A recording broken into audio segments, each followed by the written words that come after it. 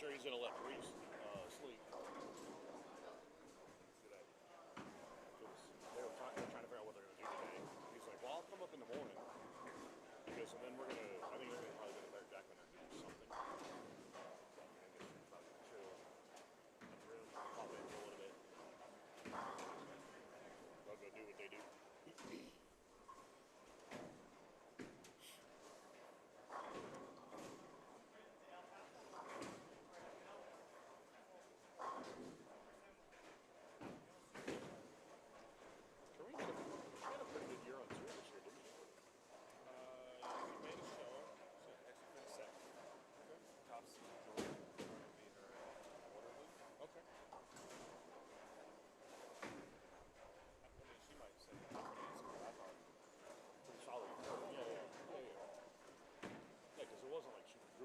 It's not like one of those girls where she's bowling every year for, This is only year yeah, because they did like the family thing. That's what else, right? Yeah. She's still learning. Yeah. I tell you, when this is like really good to great, potentially great player, when they do see what they like, she doesn't do the best English. Sometimes where the gutters can open, she stays in the right. Shrunk, capitalizing on the shrunks. Well, I've learned being out there, you probably do that. If you do catch what you like, you gotta take advantage of it. Absolutely. Obviously, every week. Absolutely. And those weeks are the things, or the weeks that you learn the additional items to help make you better. That way you don't get shut out of money. That's what separated a lot of guys. It's a mentality. Guys and girls alike, right? The old school generation looked at it differently. It was one of those deals where they knew about half an hour into practice whether or not it was better. And they would be like, oh, by the way, I'm going to try, but don't catch me into the finals, because I know I don't have it. And then they go, I'll let you know when I have it. And then it's like, when you walk by them, and again, this is guys and girls, you walk by them in practice day, and then 15 minutes later, hey, by the way, we're going to be on the show this year, so let's start thinking about how this is going to play out, right? And so it was a mindset for some, and then some, the grades, didn't have to think about it. It was like, well, I'm going to find it. So everybody else is bowling for whatever cash spots are left, right? And then some people, they get caught in overanalyzing what's supposed to do this, how to try to do that. No, what do you really think? Especially the younger generation, they don't have a definitive English. They do not master any one craft to get really good. And also it costs them, right? Like I don't know. There's some people out there that I just shake my head, guys and girls, and I'm like, why are you wasting your time effort and money? Now, if you wanted to kind of, and I think that's the thing, right? If you don't earn your way there, you don't like regionals or other tournaments, not too many tournaments at all, right? So you don't get that pressure and that stuff. I don't know. Like I said, the number of times I've asked somebody, like, what's your A game? And they go, I don't even know. I'm like, well, how are you going to be the best in the world if you don't know what your A game is? It's a great point.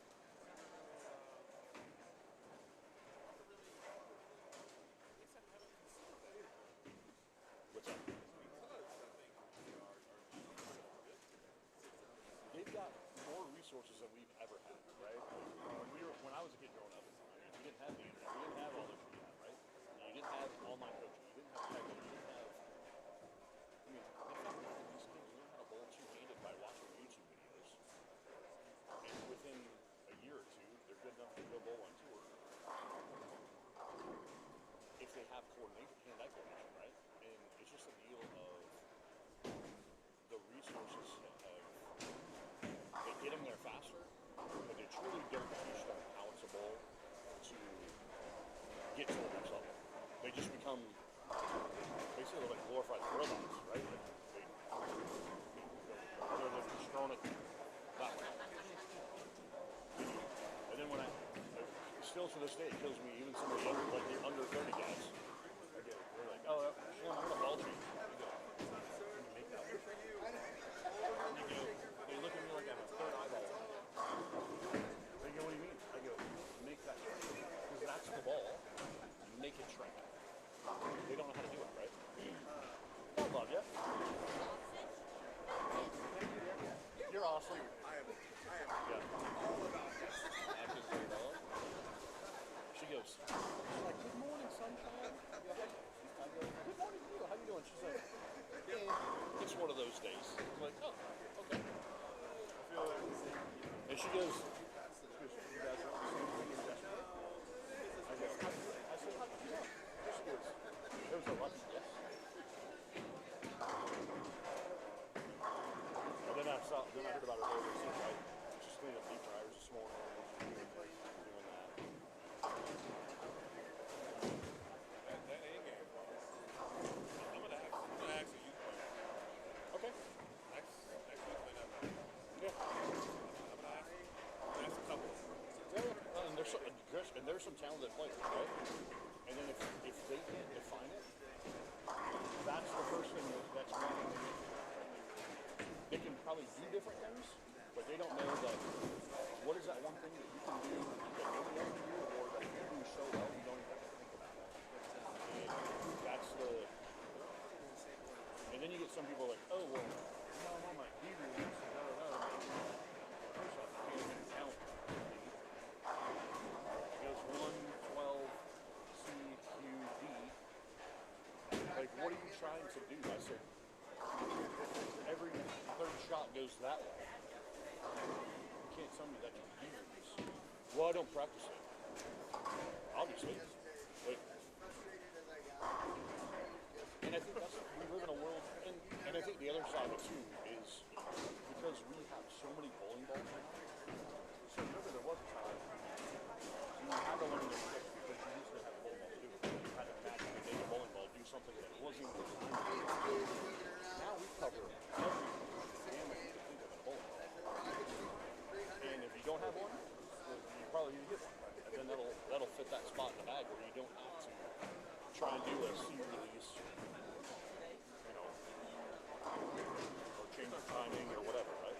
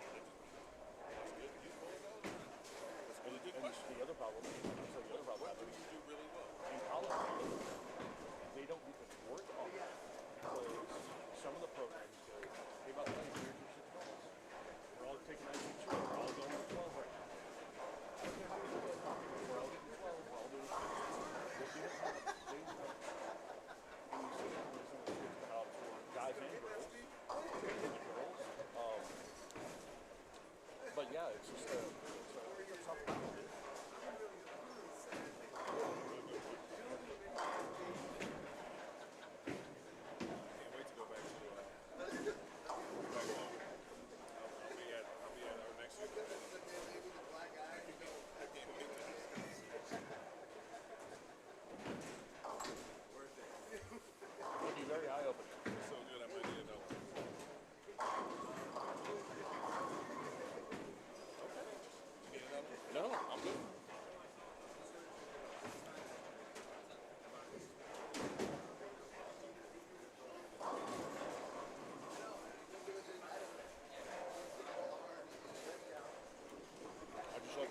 Brandon Steen can get his stuff figured out and get back to the Iowa thing.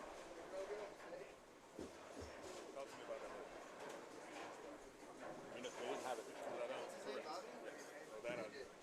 Bowlero, this is your last call to get into any brackets or hiking pots.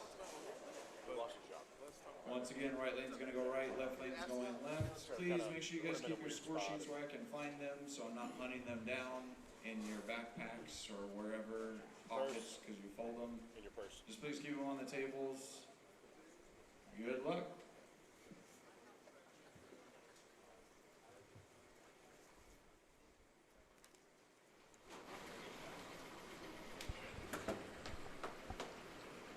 Good morning, ladies and gentlemen. Good morning, Phoenix. Feels like that's what we should say this morning. It's Squad 3. It's Game 1. As we get you underway here, a continuation of the Agent Ong Open, the trilogy. Third year of the event. The inaugural back in 2023. Second, of course, last year in 2024. And now here in the year 2025. My name is Emil Williams Jr. with Bowlstream TV. Chris Roto Schlemer will join me momentarily. And we'll take you through not only Squad 3, but we'll have Squad 4 this afternoon at 2 p.m. Arizona time. Again, 2 p.m. AZ. That's 4 p.m. Central, 5 p.m. Eastern. We'll have two sweepers, just like we did last night, at 6 and 8:30 p.m. respectively. And then to my man Mike Seabrook in our chat. Yes, sir, Mike. Tonight will be we'll have dessert, as I called it last night. Ooh, yeah. I Well, like dessert. we got a full slate of, like a 5-course meal situation. We've got got full squads. 2 squads, 2 sweepers. We got some sweepers. Yeah, it's five courses. And we got dessert tonight. That is the action match between Kyle Troop and Matt Jones. And I would say it would begin at approximately 10 p.m. That's what we're hoping for. Actually, it could be a little earlier based on last night's sweeper at 8:30. Right. I'm expecting probably a few more players in that sweeper tonight. I would think so, because I think, as we've talked about, more people are going to start trickling into town today. Yeah. Whether they're flying in, driving in, you got to think that maybe they'll use one or both sweepers tonight to get some practice in, and then gear up for tomorrow's squads. So I'm thinking, and Theo and Carl very prompt with regard to start time. So it will start at 8, sweeper 1. The next one will start at 8:30. They both went about an hour last night, and that will be enough time, obviously, to oil the lanes that need to be oiled and stripped, obviously, for the action match. So yeah, because we're not going to let them bowl on the leftovers of a couple sweeper things. Because there is dollars or ducats or Skrilla or whatever you want to talk about on the line, right? I haven't heard Skrilla. Yeah, come on now, a little Skrilla. All Get that Skrilla. Yeah, it's going to be fun. I know that talking to both those guys last night, they're both excited for tonight, right? Like, we're actually going to have Kyle popping in here with us shortly, probably into game 2 sometime. I don't know if Tad Jones is going to make it in today, but he's talking I think he's going to work today, maybe, or do something. Tad Jones. And then forgot we said that yesterday. Yeah. Well, I remember I got to Hat Jones, right. I had Hall of Fame Jones, and then it turned into Tat Jones. I think it was Jonathan who coined Chat Jones. Shout out to that. And anyway, he's cool with it. He goes, yeah, that's cool. So what's funny is he bowls with California Matt. Like, they're buddies. Oh, they really? talk all the time, right? That's awesome. And they're on the same group for nationals. Even better. Even better, right? And so they're trying to get to where they want to bowl doubles, so if they win an eagle, it's Matt Jones. That would be. And he's like, yeah, dude. He goes, we're trying to figure it out. I go, dude, that would be awesome. I said, and the crazy thing is how good both of them really are. 2 totally different styles, but they legit, those guys could win. They could win any kind of title and double. And but anyway, he's like, yeah, he goes, that's our goal, man. Bowl double so we can get Matt Jones on a trophy. And I'm like, I like that. That's good thinking. I love that we have friends who think about those types of things I know, in the right? world today. Yeah. But anyway, he's excited. I said, hey, man, what do you think about tomorrow night? He's like, dude, it's going to be fun. He goes, I like Kyle. He goes, I don't know him all that well. He goes, but yeah, we'll have fun with it, dude. I go, yeah, that's the goal, right? Like, anytime you're bowling for cash, and of course you want to win. Like, that's the thought process, right? So, yeah, some folks who want to win, and that's why they're competing here in Squad 3 this morning. 10K. A little bit of a smaller squad, and Friday morning traditionally has been more of the smaller squad. It's not, people are traveling in, but most people, if you're traveling, do leave on the Friday, right? So you don't get a chance to get here early. Had some nice local presence yesterday. I know a lot of the folks who bowled yesterday who are local already had plans to bowl tomorrow whether it's 1 or 2 squads, but they're bowling on Saturday. And then they also had to finish their work duties for the week, as some did, take off some hours or take off the day yesterday to ensure that they did get in a squad yesterday. So with that said, got Ben Perry. And got to know Ben Perry pretty well these last couple of years, and he's been bowling just about everything, certainly locally, starting to venture out nationally also. He's on 9 and 10. We got Cedric Bell over there. Kyler Adams.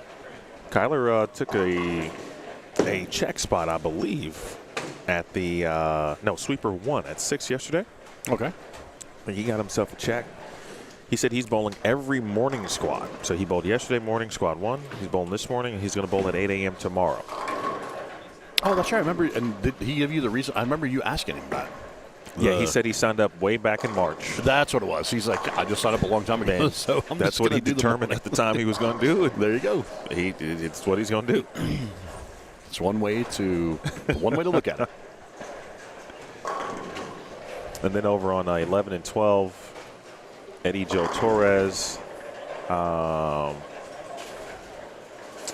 We've got just about I won't say the full Arizona State bowling team, but there are several members of the team competing. Make sure we get their names. I'll have a lane assignment sheet here in a moment.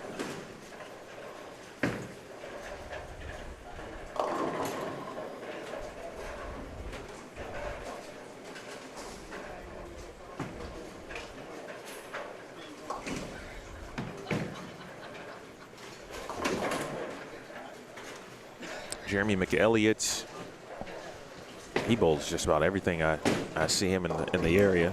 He is local. Going down from we got 5 through 16. 16. Yeah, and down here to our right, we've only got 2 on a pair over here. So 3, 6, 9, 12, 13, 14, 15, 16 people here this morning. This will be a relatively quick squad. I would, if I had to guess, I would agree to that.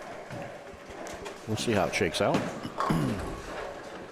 But it doesn't stop the lane condition from doing its thing. I was going to say, I had some conversations. I think you heard a couple of them here discussing surfaces and some other stuff. And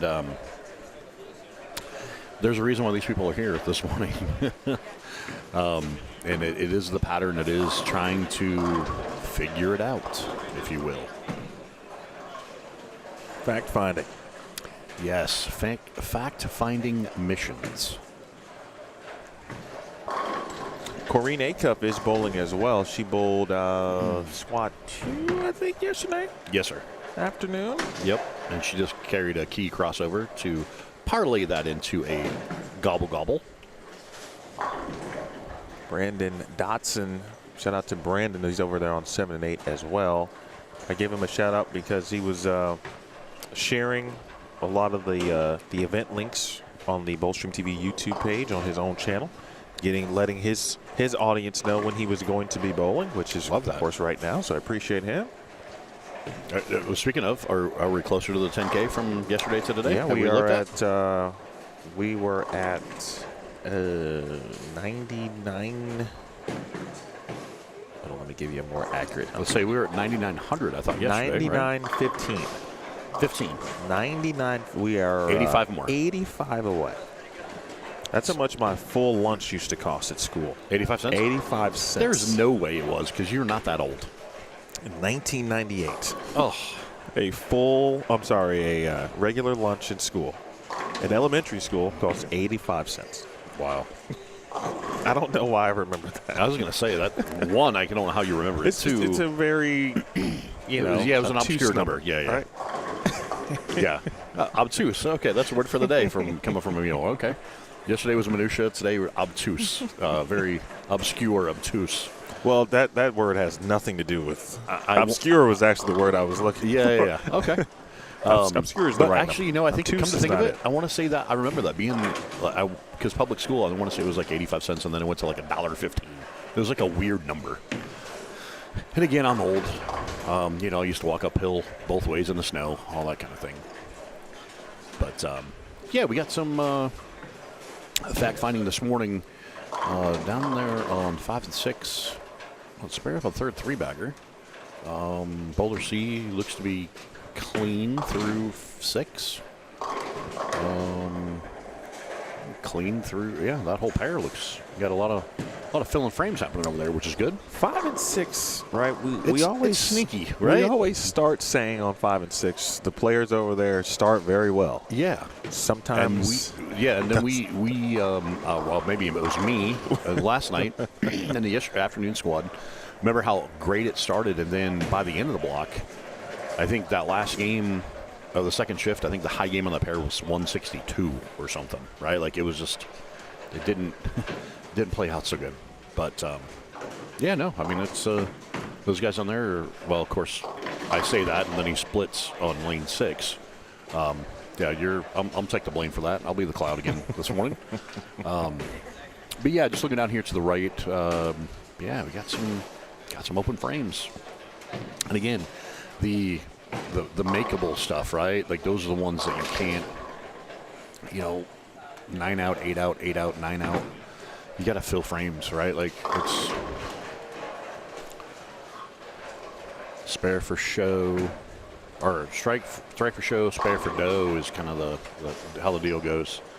She's really trying to figure out lane 8 there.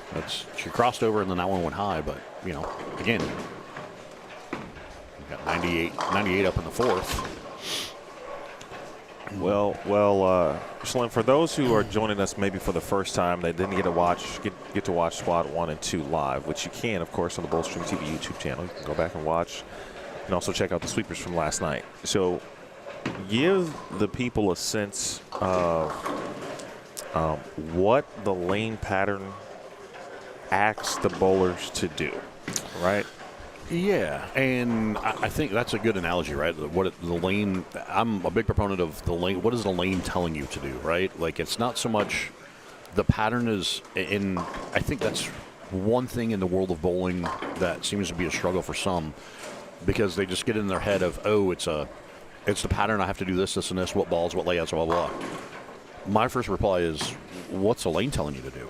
Because topography, surface friction, the type of material that it is from whatever generation of Pro Avalane or HPL or whatever like that, that is the element of the equation that always overrides what a potential pattern can be, right? Like, and this in particular place, because we know it's a high friction surface, right? Like it's, we've talked about topography, we've talked about some different things. And going with a 35-foot pattern, 35 mils-ish. You get into first thing the rule of or 32 mils. Sorry, you get into the rule of 31, right? So that tells you your breakpoint needs to be around 4. Well, obviously, when you look across this building, playing out on certain pairs, there is something that the lane surface is doing that causes your ball to do that. And I mentioned that to some bowlers, and they looked at me and they're like, oh, I totally saw that. Now it made sense to them, right, when they were watching their own ball do things. And it's one of those deals of you want to keep your angles square and keep your angles in front of you. You're not opening up a lane. You're not curving it. But it's a matter of kind of playing closer to the gutter. We got a couple guys here like 11 and 12, right? Mm-hmm. Like these guys are like jamming on the lip, trying to get it up at it. And I think we can get a little insight too. We got the pro with the fro that snuck in the booth here, along with us. Good morning, fellas? Morning, bro. Good morning. I'm just hopping in to listen. Yeah. Well, I see we're sitting too. It's day 2. Yeah, day 2. We're not standing. We could stand. I mean, it's up to you. No, I'm chilling. And we were just talking about the pattern, and maybe you can share some insight in regards to, and like you probably heard me talking, right? You want to keep your angles between your shoulders in front of you. You're not really trying to open them up or feed it anyway. What was the lanes telling you when you kind of played through? Yeah, I mean, obviously I bowled the 2 o'clock squad, and then I bowled the 6 p.m. sweeper. I mean, they're tight. I heard you saying the rule right when I put the headset on. You mentioned the rule of 31, and I actually said that to Bree last night because I was like, well, because at the 2 o'clock squad there was a little bit of hook from 3-4. Mm-hmm. So I just kind of I moved 2 boards the whole squad, and just tried to stay up the back of it, and then I just kind of shelled down, went from the red to the blue, and then through the black the last game, which goes even straighter. By the way, he's referencing Thane. Yeah, sorry. For those kids going IQ home. 78, the fast pitch, and then I threw a pitch black the last game. And, it was pretty simple. I did feel like I bowled really well that squad. But then I bowled the sweeper, and that little bit of hook to the right went away. And I tried to, play out where these guys on 11 and 12 were, like trying to jam it up the hill, because you think 35 feet, like it's got to hook somewhere out there. But I've heard some tendencies. This house doesn't hook a ton to the right. Correct. There is 33 mils. We don't know how the pattern is shaped, but there's got to be something that's making it even tighter to the right. Well, and then the other thing, too, is, and I've referenced this, obviously, going back to my tour-up days, and you've seen it over your years now. When you look across this building and you're looking at, like, the lip of the panel to the edge of the gutter, right, you can see some of those undulate. You see some of those dips, and some look like speed bumps, some look like the Grand Canyon. There's some weird peaks and valleys from out, which then that factors into you're forced to play in that zone, and then the lane surface. It's almost like a roller coaster, right? You got ups and downs as your ball's going down the lane. Yeah, and then 35 feet, it's not like you can start too much further left than where Exactly. we're trying. Because then you do see the flatness and shortness of the pattern. But Yeah, and we did circle into last night. There was, and Emil pulled up some shots. We had some guys that jumped in later in that second squad, because again the Thane, the straighter angles carried it down a little bit, and there were some guys. Well, the one guy had 210, had like 210, 220, but using that down lane as hold, from an angle, right? Again, is that on every pair? Maybe not. Probably not. But what I'm saying is there's multiple ways to attack it, and you just have to be, and I referenced it all day yesterday, of how fast you can look at it, and like you said, you just kept shelling down or balling down in that window. Some people have to go, okay, I'm in the zone of, okay, well, maybe I just need a parallel and go to a bigger ball with more flare to blend it, based on your rev rate, tilt, all those things, right? Yeah, I just feel like there is, and that's what I do like about this pattern is, as they continue to transition, like I like where he's playing on 10. Like that's fun. Yeah. He's not getting it right at 4. Nope. But Rule as 31. Yep, Rule 31. Yep. As the lane continues to transition, there are multiple ways and different shapes. Obviously Thane, but I do feel like some of these bigger flaring balls will come into play. For me personally, I don't see myself throwing a resin ball, but we'll see. It's only day 2, right? Yeah, it's only day 2. There's going to be, we got 2 squads today. We got sweepers tonight. We got your action match later tonight. Then we got squads all day tomorrow. 3 So yeah, it's just going to be Desperado. more and more traffic as well.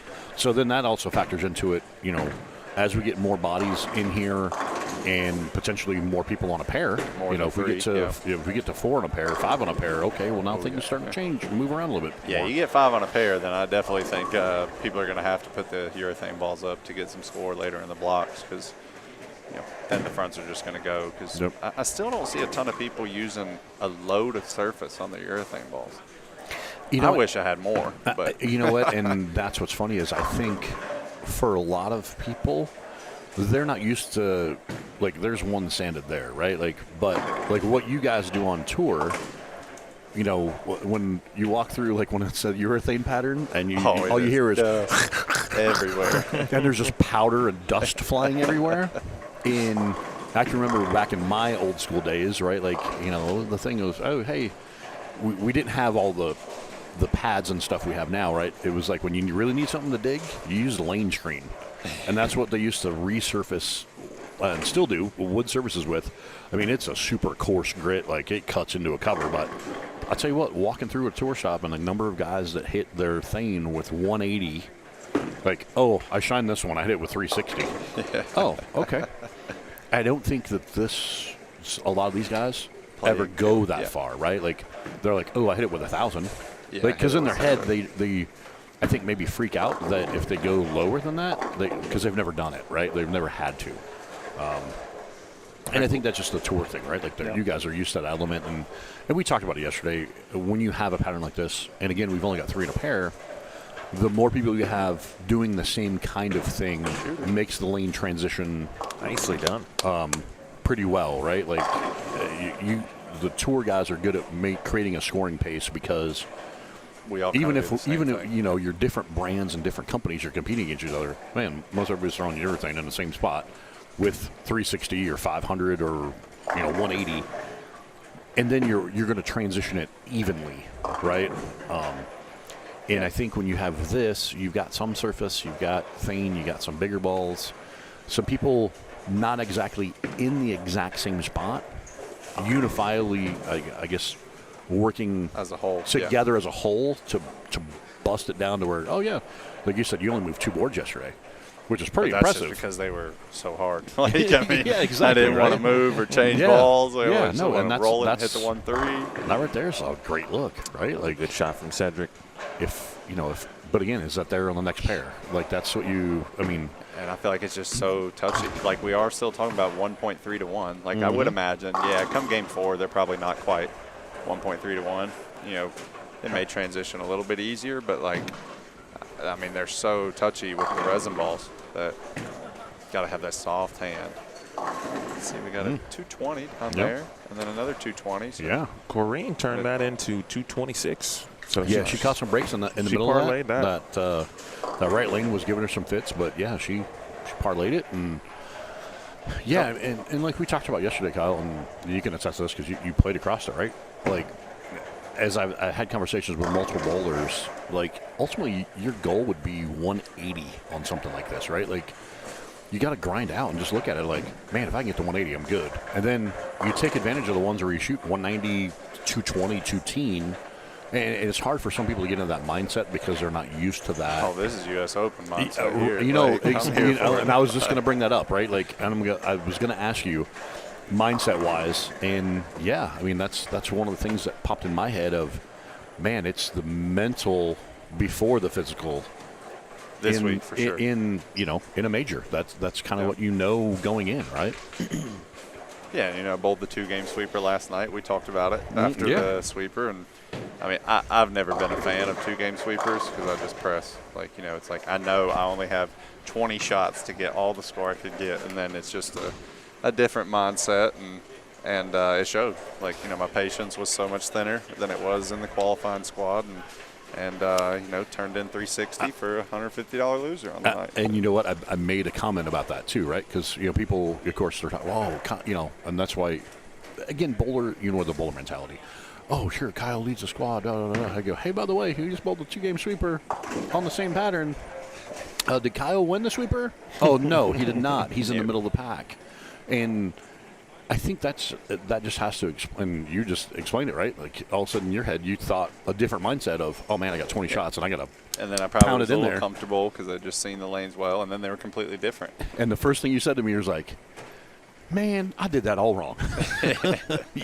But I did figure something out. The last 4 or 5 frames, whenever Yeah. I was pretty much done, I was like, all right. So then that did give me the opportunity to play him a lot further left, try something a little different than I did during the 2 o'clock squad. So, Yeah. I guess we just had to pay to play Right. in the sweeper. They paid Yeah. me to play in the qualifying. Exactly, and I paid right? to play. And that's kind of how it plays, right? Like, and you have to look at the big picture of that. Because again, like we talked about, this morning, this is a commonality on Fridays. More people will start traveling in today. Yeah, some people are still locals that are finishing. Got to work today. They'll come in. They'll use the sweepers tonight. And some will bowl 2 bowl sweepers in preparation of bowling their first squad tomorrow. Yep. I'm excited because I'm not bowling any squads today. I'm only going to bowl the 6 p.m. squad on Saturday now. Okay. Just to catch the most transition that I can before Sunday. Well, you are bowling tonight. I am bowling both. Just for a little bit more, Yeah. a few more ducats. we got Bowling some both dollar 2-game signs sweepers and dollar signs and commas. I think is what we're talking about. $2,500 action match. Yeah, I'm like looking forward to it. I've never met Matt Jones. I did meet him Thursday and crossed with him yesterday, and he he's can a play. cool cat. Yeah, and he's cool. Yeah, Yeah. I So like him. we're telling him. Well, actually, we went through a bunch of names because I don't know if you know California Matt Jones. Is that the two-hander that throws it from, From his his- chest? yeah, from his Carol chest. called me this morning. Yeah. He's like, "You're bowling the two-hander that throws it from his No, chest." no, I'm like, this is that's the other a one. different Jones. And I so didn't what- know his name was Matt though. Yeah, Okay. so the funny part is, so that Matt Jones and this Matt Jones, as we're calling him Tat Jones because he won the TA2. Yeah, I heard you say that last Yeah, night. so they actually bowled double. They're in the same group for nationals. Oh, good And Lord. they're trying to win a doubles eagle, so it says Matt Jones on the trophy. Me and Emil were talking about that earlier, right? But anyway, yeah, no, Matt Jones, the Hall of he's actually a Hall of Famer here in Phoenix. He throws it really good. Yeah, no, he's excited. You know, I know you're excited about it too. Yeah. Oh yeah. It's been yeah, a while it's- since I bowled action too. Yeah, so. and you know what? I was going to ask you that because I want to say, if I had to guess, probably our UBA deal. Dougie Vision days. Oh, Dougie Vision, but you know, hey, we're It's not TV. It's Dougie Vision, baby. Yeah, that's it. Pink hats and all.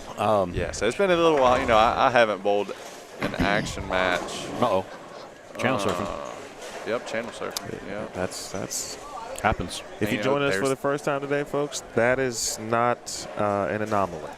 Yeah, that It wasn't a happens Del Ballard a thing, lot. right? Like that wasn't just for, you know, needing count and just channel surfing. Like you sees the people playing out towards the lip that aren't comfortable and normally doing that. I do want to touch on the gutter ball though. So he just bowled. I think he bowled like 190 or 2-0 Right. on the Yeah. pair to the right. He's Yep. throwing resin, and you know, had more hook to the right.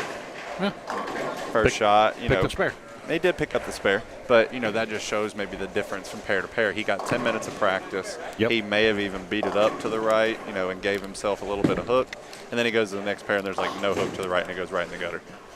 Props on the good spare shot. I did go gutter spare once as well yesterday, so. We saw a couple of those. And I There were thought, actually like, quite a few I mean, yesterday. I aced it, and I got the urethane going a little right, and I'm like, okay, it's going to stand up, and nope, it didn't stand up it's at all. gonna, I'm like, it's gonna. Nope. Okay. I So sat this is what we're doing. down. All right, got it. sat down, took a drink of water, and I'm like, all right. Step back, reevaluated the situation. That was the first game of the 2 o'clock squad. It was like the third frame. I'm like, okay, I'm kind of glad that happened. Because now I know just Oh, hey now. not to throw it over there. That You was your- gotta that was have your- those hits. That was your low game of the day. Yeah, the 180 to start. Yep. I got 2 questions for you, Kyle. What's up? First, let me reset. For those of you just joining us, Kyle Troop in the booth along with Roto Schlemer, Chris Schlemer. My name is Emil Williams Jr. here on Bowlstream TV. This is Squad 3, Game 2. And we will see most of the competitors on camera. In fact, all of them on camera because of the size of the squad. So that's great for them and good for you, the viewer. If you have questions, I have, thanks to Jack for asking. I forgot about that to post the results link. It is now pinned in the chat. So you can go back and see where Kyle and his full 6-game set and other players like Matt Zweig, the aforementioned Matt Jones, and how well they bowled, and or your favorite player. With that said, Kyle, you mentioned we were talking about urethane, and Schlemer was talking about surface, and you said, I wish I could have more surface. Why did you wish you could have more surface? I mean, for me, I like to see my ball pick up earlier. Okay. You know, even though we're talking about the fronts hooking earlier, and you know, and it's only for Thane. You know, it's Right. just something has always been a comfortable thing for me. Like, and I probably get into trouble sometimes on tour over surfacing my balls, which is why I let the reps kind of surface them at times. No, for sure. It's a thing, right? And because I used to be a super high speed player, so I always use more surface. But Yep. now I have learned how to slow it down. And you've can't got throw a it little bit near as different hard. touch. But with the Thane, I still like to see the early hook because then that just allows me to be a little softer with my hand if need be. You know, I don't have to try and make it hook. But I say I want more, and obviously all I got to do is go get a pad that's duller, but I'm probably not going to. Like, you And- know, I'm going and to just to piggyback off try of to that, stick with 500 and and- use my speed control. yeah, you can remember this because, again, the last 2 years I've had to kind of substitute tour rep at the tour finals in Pennsylvania, right? This year, all 4 of you guys had red balls, and every one of you asked for a different surface on the 70AU. And it's him, Belmo, Andrew Anderson, and Simo. Simo didn't really throw his, but he's like, oh, yeah, I'll try a couple Yeah, shots. he threw the level on the long, but yeah. He threw the level along, but yeah, it's Simo doing Simo things, right? Yep. But it was just a prime example of in that environment, again, less traffic when you're all thinking, oh, you had the mindset of Thane, but then each one of you, oh, I want this, I want a fresh 5, I want to beat up 1,000, and again, it's what you like to see and how you see it shape in front of you. Yep, so definitely a personal preference, but obviously I feel like almost all the time when Thane is used, it needs to have some surface on it. Absolutely. So I do feel like that is a mistake that some amateurs or non-professionals make when they're using urethane, is they're just not hitting it with enough surface, because when you do hit it, it hooks a ton that first shot or the first 2 shots, and they just get scared away from that. But like I am impressed though. That's pretty solid. The guy right on there. 12, like that urethane doesn't look like it's got much surface at all.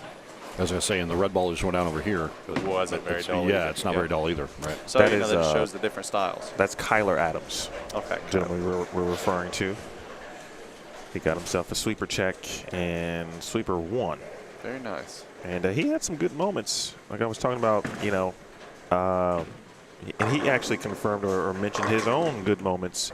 The 2-game stretch for a lot of players, we were talking about Schlem, it looked great for 2 games for a lot of people. And then the other 4 games were obviously just all over the place. But for 2 games, and really 2 consecutive games, people really seemed to have an idea on what to do. And then it kind of got wishy-washy for the rest of the block for most. I did hear a guy just talking to, I guess, a buddy of his yesterday evening. He's like, yeah, I started plus 25 and ended like minus 150. I was like, whoa. So there you go. Yeah, like, that's because when this thing transitions, yeah, I mean. Oh, no, and it was and easy if you to go do, looking, right? Like, and if you go looking for too much, you're gonna come back with nothing. it was, and that's kind of what we touched upon yesterday, right? Like you can, as I mentioned earlier, you can try and look for more, but it's not there, right? You Like better be careful. You got to think that, man, that your target window is 180 to 200, and hope you catch a crossover or catch a trip, something, whatever, right? And it's fill frames, and I think it's cool in the fact of Channel surfing on 14. Yup. Kyle, one of the ASU guys that's here. Again, shout out to them because they're here doing some raffle stuff, and Is that what the raffle is? yeah, they've got Proceeds are going they got towards? some of the Cool, stuff cool. working, so they're selling tickets and doing I need things. to buy and tickets. I didn't get any yesterday. yeah. They've a couple of them. They bowled different squads so far, right? Like they've. Yeah, I've seen I'm some surprised of the the whole kids. team did just bowl like one squad. It So does I seem think like it's maybe based off their school schedule or something. Maybe I yeah, don't it know. does seem like a good portion of the team. I don't know if this is everybody, but it does seem like a good portion are bowling right now. Oh, okay. And some of them did bowl last night's sweeper at 8:30 Okay. as well. Again, on 11 and 12, I mentioned Kyler. We also have Stefan Mattheos, I believe, on 11 and 12. Again, Jeremy McElliott, Brandon Dotson, and Eddie Joe Torres on 9 and 10. And then bottom right of your screen there, 13, 14, 15, and 16. Again, a good portion of the ASU squad as well. My second question for Mr. Troop. Chuba Hubbard active. Upgraded to active. Got Oh. the notification on the See, iPad. I knew we were Let's gonna go. we were gonna get some Carolina Panthers up in here. I knew that was gonna Sorry, happen. Panthers will be after the question because Yeah. we had to touch on that yesterday. That was hilarious. All right, question number Wait, 2. hold on. So is Chuba It first on the just depth said, chart? no, that I don't know. He had Rico him. got- Rico he- Dowdle was. he got How do you not? activated, How do you right. not keep Rico? You have to keep the hot hand. The right? hot Rico hand. I is- mean, I mean, kids that's a average good filler whenever you need a went to break. work. So. 230 yards 2 games ago, 180 or 200 last game. You can't count the second one against the Cowboys, though. Oh, come on now. That's funny. They still them boys, right? All right, so you mentioned also you're going to bowl at 6 p.m. on Saturday, tomorrow night, and you said so you can get, paraphrasing here, get the full transition or see more transition. Explain what that means to the viewer. So if they're in an event like this, how they can utilize maybe an extra squad or two to their advantage from that perspective. Yeah, so, I could start by a different experience. Growing up bowling regionals a lot. Practice sessions Friday, qualifying Saturday, final Sunday. And I see it all the time, and it could be Friday to Saturday. Guys get lined up in practice, they're feeling it. They got the line, they got the balls they want to use, and then they come in Saturday, and none of that works. Or vice versa. They bowl great Saturday, they want to come in Sunday, do the same thing, and you just see them fall to the bottom. And that's just because the more times a pattern is run, the true version of it comes out. Not only does the, first off, the house memory, gets removed from the lane because they did have the house shot out and whatever patterns they ran for weeks before this event. Like I said, I bowled yesterday at 2. but there's going to be 1, 2, 3, 4, 5, 6, 7, 8, 9 re-oils before I bowl again. The pattern's going to be completely different just because it's been ran that many times. And so they get a lot, they could get harder. They could get easier as well. Who knows? The lanes, because the fronts are going to hook a lot more.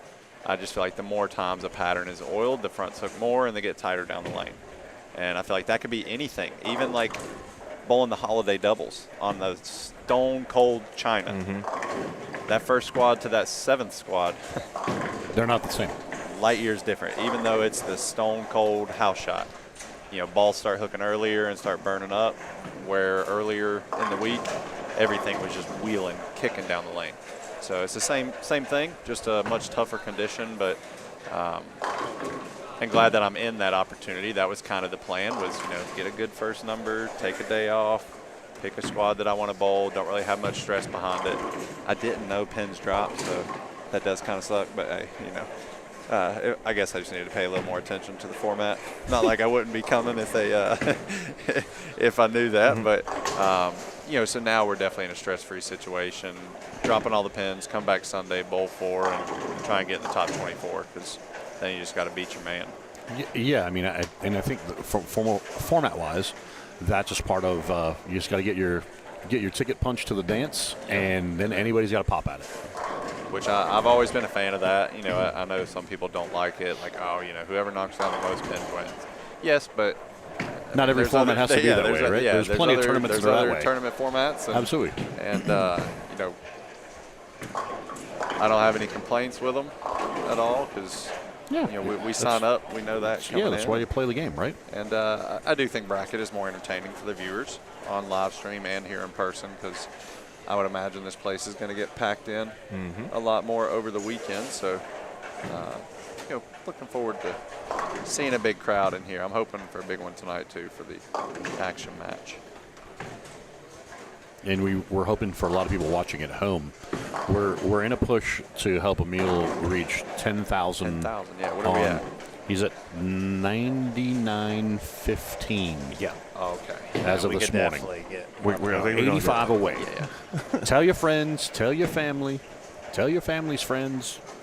We can even do a 2-for-1. So you subscribe to Bowlstream TV if you have not, but you should also subscribe to Kyle's new YouTube channel. Yes. There we go. That's what's up. Which we will also post that link again in the chat. I know many, when we posted it yesterday, did go ahead and subscribe yesterday, so we appreciate that. Kyle appreciates that. I sure do.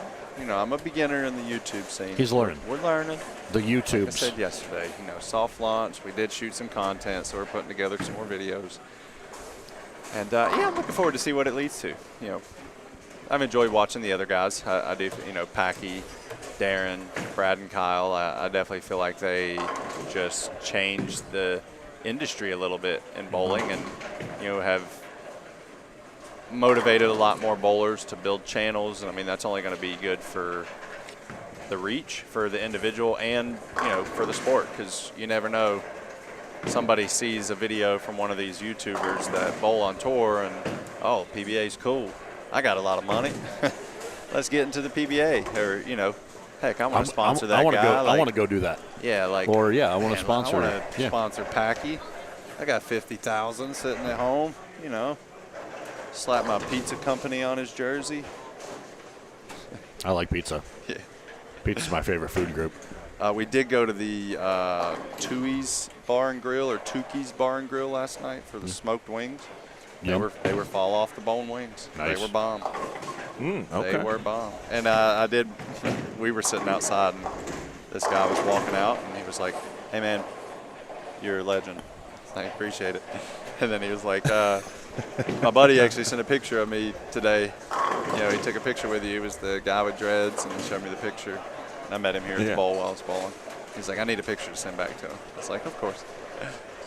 That's great. So that was cool. Bowling Town, too. We were just telling some stories about people recognizing other bowlers, and not random places per se, but and yeah, Schlemer was actually talking about Kyle. Oh yeah, bathrooms, airports and casinos. I think he had a taxi. Yeah, remember the time in Vegas when we hopped in the taxi and the guy was looking at me, looking at you, and he's like, "You're the bowler guy, right?" Yeah. And you looked at me and you're like, well, yeah, I'm that guy. But yeah, he did. You know, he's like I said, he didn't bowl. He just saw you on TV and knew who you were. Upper deck 7 from Kyler there on the fill. 164. Take a water. Carl did send me a text reminder. We did make a little announcement, you know, being that I do have some time off, I'm not bowling until 6 p.m. The crowds are going to grow throughout the weekend. I am going to be here from 11 to 1 tomorrow. I guess, you know, doing an autograph session or whatnot. I've got some of my T-shirts here and replica jerseys for sale. Carl's got some of his Agent Ong merch as well. But we are just kind of doing a, you know, autograph picture session if people want to come up. Obviously, I don't mind taking pictures or signing autographs while I'm competing, but this will be even more of a relaxed feel, just kind of hanging out. So anybody interested, I'll be here 11 to 1 and probably longer tomorrow. And then obviously bowling at 6 p.m. 11 to 1 on Saturday. So if you're in town and you want to get a chance to really chat with Kyle, at the very least, get his autograph and buy some merch, you can do that. 11 to 1. Appreciate you sharing that time. One other thing, one of my sponsors, actually Dave with Underrated Muscle, my fitness nutrition coach, he should be here shortly. First Form, one of my other sponsors, you know, the supplement nutrition company, they sent out a bunch of bars and sticks, protein bars and protein beef sticks. Dave's going to be, you know, setting up a little booth, kind of sampling them out. They're great stuff. So we're also going to have free snacks. I've been with them for about a year. Pretty much changed my life on the fitness nutrition side of things. And I was never a big protein bar guy or anything like that. They're nasty. Like they don't really taste good. Yeah, a lot of them taste These like chalk. are straight candy bars. Have you tried? Have I given you? No, I haven't tried one yet. Yeah, I got you, Slim. All right. Because they're solid. I forget all the fancy things. You know, no glucose, no artificial flavorings. Okay. 20 grams of protein in a bar. But yeah, so we'll have, you know, one of my other sponsors. They sent some products out here to try. So obviously that's free of charge. So if you're here today or tomorrow, we will have a First Form booth set up as well. Kyle, it does feel to me, because I've seen a lot of bowlers with regard to, you know, First Form in particular, being very supportive of that brand, and certainly other fitness and nutrition, whether it be coaches, brands, etc. You know, I can't remember, you know, a year per se, but obviously over time, bowling, at least those of us in the sport, generally refer to it as a sport, right? And so obviously health, fitness, nutrition all roll into one with regard to training. It really feels like, you know, especially players like yourself being involved and open about, you know, your fitness journey, like, it seems like a bigger opportunity. We were just talking about, hey, someone's at home with the pizza spot and 50K, but it does feel like we're moving in that direction as an industry to where it is being seen a bit more often, a bit more visible, especially, you know, from a fitness and nutrition perspective. Yeah, you know, and I think, you know, I don't want to say I've been a fitness guy my whole life, because I definitely haven't. Heck, I never even seen a gym till probably 2015, because I was just skinny, young, Right. Didn't hurt, nothing. I was good. But, you know, we've had a few guys that have been in the fitness scene for a long time. Marshall Kent, Chris Vi, A.J. Johnson. Yep. You know, the girls' side, obviously, Verity, D-Mac, Daria, you know, the list goes on and on. But I think just over time, seeing the continuous posts from the different bowlers, I think that piques an interest in other players. Like, wow, you know, and then they're seeing some of these guys win or excel at a high level, and, you know, dang, what are they doing? Yeah, results matter. Right. You know, they put some focus in on their nutrition or on their body, and you know, I think that is important for longevity. Like, I don't want to bowl until I'm 50, but if I have to and the money's there, then, you know, I'd like to be able to. But especially right now, especially when we're on tour, you know, even next year, it's going to be an even bigger grind, 10 weeks straight, no time off. I'm cool with it. I'll be ready for it. But, you know, I feel like some guys may not quite be ready for that. So I do think it's important. When you think about that, right?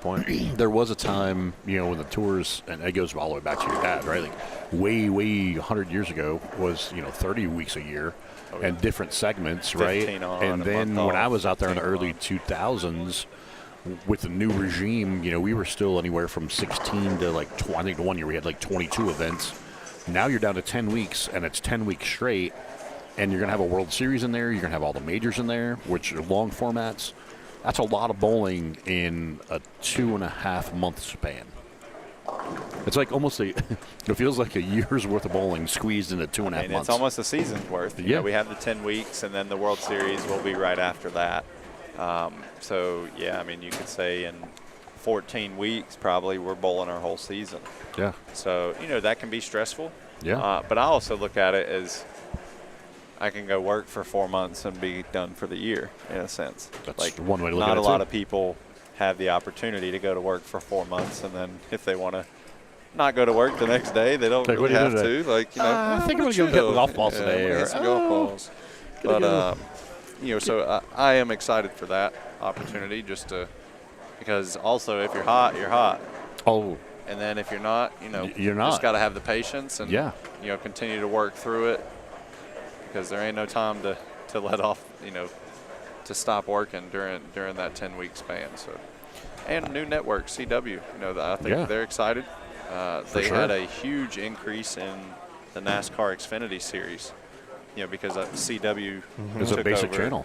NASCAR Xfinity, and I think their viewership 150% or something like that. I don't know all the numbers, but they were incredible. So I do think that's going to be a good thing. It goes back to easier access. Easier access, right? You can, if you have just a plain antenna, it's on free CW, airwaves. Right? Yep, CW is along there with Fox and NBC, ABC, PBS. It's a nationally broadcast channel. So, it opens that window, and I think that's only great for the game because, again, the exposure to more people, right? Again, we know that. The bowling scene, the bowling world, bowling popularity, the entertainment, the enjoyable side of it, it's at an all-time high. Very much I said, the numbers we have are around 67 million. Say it's give or take a few million, but 60+ million people bowled last year in America, right? So now you're giving that many more people exposure to what you guys do on a weekly basis or how you get to bowling for a title, right? Exciting time to be a fan of bowling or to be a bowler, for sure. Been saying that for a little while now. Yeah.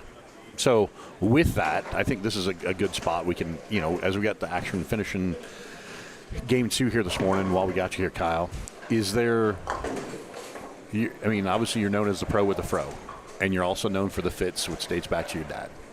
We got any new styles, new designs coming in 2026? We got some color. Are we doing new colorways, or is each fit going to be a new pattern design? I would like to come up with a new design. All right. That we did that this year with kind of the flame look. It didn't quite turn out like I liked. I like the color schemes that we did though. Okay. I am going to be probably wearing a lot of blue, Kentucky blue. Oh. Kentucky bluegrass. Kentucky blue. He says. I had the blue with gray, and then by the gray with blue flames. Right there in Louisville. Let me tell you, there's a lot of red around there. The Louisville Cardinals, son. Yeah, no, we don't mess with the red. Okay, now. Yeah. No red. I did mess up. Off topic. Months ago, I was at Walmart and they had the little foldable chairs on discount. Yeah. They were like $10 or $8. So I just grabbed like 5, all red. Didn't even think about it. I'm like, babe, look, I got 5 chairs. She's like, what the hell are you doing? She's like, what are you doing? Like, what are you doing? Take those back. So they stay in the basement. But no, right now I don't have a New Jersey design, but we are definitely trying to cook something up. I don't really know what I want it to look like, so. I mean, heck, if you got some ideas, Schlem, I'm all for it. Well, it's one of those things, right? And that's what's cool about when you get in the world of Jersey with, because it's a print process, right? So you can literally put anything on it that you want. And obviously, in your case, you get the matching pants with it too, right? Like it's a full. Yeah, so that's where it's a little difficult because, right? I don't. I'm definitely a little older, so it's not just completely off the wall design, but then I don't want it to be too bland basic and or simple, dull. right? Yeah, I've went that route before, and everybody's like, all right, Where's your colorful I'm going to throw outfits? this at you, and I mean, just an idea. We got plenty of people listening at home. Maybe it's a deal they follow you on your socials. Maybe you have the fans throw some ideas at you too, right? When you're being subjected to, we're going coast to coast and around the globe with this stuff, right? Like, there's got to be some graphic designers or people just some ideas, and you're like, ooh, I like that, but hey, let's change the colors, right? Like, let the fans help you out a little bit, right? I'm down for that. Yeah. That's a good idea. I have to make a post next week. Do a little Maybe do a coincide contest. with the whoever's the YouTube winner, channel. And maybe it's not your full wardrobe, but maybe let a fan pick one of your fits, right? A fit design. I like that. Well, good idea, Schlemer. Yeah. Good idea. Yeah, especially when you think about, because in your case, like you said, the pants all go together, and you mentioned racing a little bit ago, right? Because those guys, it's a bodysuit, right? And that's what yours kind of ends up looking like because of the pants. Yeah, it's a onesie, apparently, according to Rob Stone. the ham bone hitting you with the onesie. Yeah, okay. Yeah, he's just jealous. That's fine. Oh, yeah, I'm sure he's super jealous of the Pro with the Fro. Yeah, Just exactly. being the man on Fox. Yeah, I'm sure that. Shout out to Hambone with all that cooking. Love you, Rob Stone. Yeah, but I think, and that's just the deal, like you said, right? It's got to kind of flow and just kind of look cool, but not be obnoxious. And I don't know, but you pull off obnoxious pretty well, though. Like you think about some I'll of the do whatever I want. patch designs and whatever. Yeah. Oh, we've had some rough ones before. Yeah, exactly. We've all done it, right? Look back and go, man, what was I thinking? But, I'm 33. I'm married now. Like, I'm 33. shit. Never mind. I'm 34. Hell, I don't even know how old I am. It's 2025. Even I had just had to think like, shoot, I got several years on. My man's over here we're talking about school lunch prices earlier, and I'm like, you're not even old enough. But then you come in, oh, I'm 34. And we're like, oh, well, yeah, he definitely didn't experience that. Okay. Sorry, folks. We're just derailing, getting off topic, off subject. We've got some good action actually happening here in front of us. 11 and 12. Well, it's been one of the pairs. One of the pairs. 9 Maybe and we can 10. bowl the action match on 11 and 12 tonight. Carl said he didn't know which of these three he's going to use. I think we should use yet, 1 and 2, or 39 and 40. What do you think? Let's take one of the end pairs. Sure. I'm here for it. He just says sure. Why not? Like they say in golf, where's the first tee and what's the course record? Yeah, John Daly. Love Where's that. the first lane and what's the house record? Yeah, there you go. First lane house record. Let's go. Quick reset, too. We got Kyle Troop, Chris Schlemer. This is Game 3 of Squad 3. Squad 4 is at 2 p.m. local Arizona time. That's 4 Central, 5 Eastern, just as an FYI. Again, 2 sweepers tonight, 6 and 8:30. Again, all Arizona time. And then our action match, which is the dessert. So whatever your favorite dessert is, I'm a cheesecake kind of guy, or a homemade apple pie, something like that. Oh, there you go. I'm a big fan of concretes. That's our action match tonight. Yeah. Featuring, of course, Kyle Troop and Phoenix's Matt Jones. Yes. For the player. I guess Virginia was really spot on with that. That's, I guess Hall it's of Famer 2 days ago, Virginia Young said. Fahonix. She Matt said, Jones. hey, just to that people know. Boom. Messenger. Like that. It's Phoenix's Matt Jones. Jeremy McElliott had himself a nice score. He shot 212. He's got 191, 212, and he's moving left. Hey. Kyrene, I think she got to 160 I think after she the had 220. 170. I think she did strike out for 170. 220. Yeah, we're waiting for some more scores to trickle in here, but Theo is handling scores now for Game 2. Ben Perry, 227, 158. And so it's kind of like no matter what happens, right? Whether it's no matter what squad Theo, it is. Yep, there you go. Theo just walked by a thumbs up, and there they are. It's still the up and down battle of this pattern. Yeah. If you can bowl 2 or 3 good games in a row, you're probably going to get paid in the brackets, and you're definitely going to be okay in the standings. Yeah, well, and like you just mentioned, Kyrene had 169, right? She's at 395. She's second on the squad. Yeah. So and that's just again, they're not easy, folks. No, they're not. And again, as Kyle told you, yes, he went across his house and he saw the different transitions. But it was also squad 2, and They're just going squad 3 with 2 sweepers re-oil, or one more re-oil. With some more re-oils. And again, we're going to see different transitions as the weekend goes along because of the amount of people and the traffic. It is probably 20 degrees colder. and cold in here. So I mean, it's cooler outside. It's cooler in much the building. cooler outside in the mornings. So. And you see it on your screen, folks. Jeremy McElliott, 403. Kyrene, 395. Ben Perry, 385. Kyler Adams, 382. Emilio Samanigo. There are a few players actually from Espanola, New Mexico, actually, during this squad. 1, 2, 3, 4, 5 players. Oh, wow. How about that? So this is an Arizona and New Mexico squad. Boom. With regard to hometown location where some of the players are from and where they're representing. Raymond Archuleta right now. We've got a malfunction there on 14. Having himself so far a game here. This is a player, and Kyle, I'm going to ask you to put your coaches / analyst hat on. I saw Raymond a few weeks ago. It was an event called the Oasis Invite in El Paso, Texas, and he stood out to me. Certainly not because he's two-handed, but he just seemed like he had an immediate grasp on what to do, and the lanes weren't very hard. It was a longer format. It was an 8-game qualifying block, and then if you made match play, there were 16 games. He started very well, match play, and then I talked to him afterwards as he started to fizzle. And he started talking about just being tired, going back to just the stamina and all that kind of stuff. But he just wasn't used to bowling 16 games. But just from the sheer bowling part, like when you watch him, I'm going to ask you kind of what stands out to you, specifically though as a fellow two-handed player, especially for those two-handed people that might be watching and trying to figure out maybe how they can take their game to the next level. Yeah, I'll take a watch. I do remember seeing him bowl some yesterday, and just remember thinking like, hey, that's pretty good. Yeah, we'll watch a little more in detail here. Let's try to get Carl out of the way. I mean, like right off the bat, I do like his setup. He's not leaned over. He's in an athletic stance. Yep. I mean, he uses his legs there at the line, like, off a first glance. I mean, that's pretty solid, which probably makes sense why I remember seeing him throw some shots yesterday thinking like, oh, that's pretty good. Because you can see in some two-handers.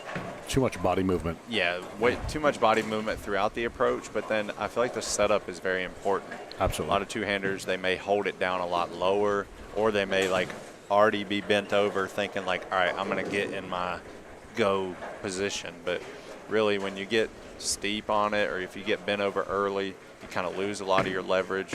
See, I mean, he's got a good transition there from kind of bending down and then getting his legs back underneath him at the line. And he's got a good, the swing in the back too, I think is good, right? Like it's not one of those things where he pulls it up. He's kind of got, there's actually a bit of a swing cradle in there, not where he doesn't place it and hold it. Too, yeah, like, doesn't lag. place it. Yeah, exactly. Yep. But so fundamentally sound. There we go. Fundamentally sound. Thumbs up for me. And then I think everybody can just always watch the tempo. Watch the feet. That's the other part too, and in terms of the two-handed deal, right? Like, because there's so many different variations and styles of it.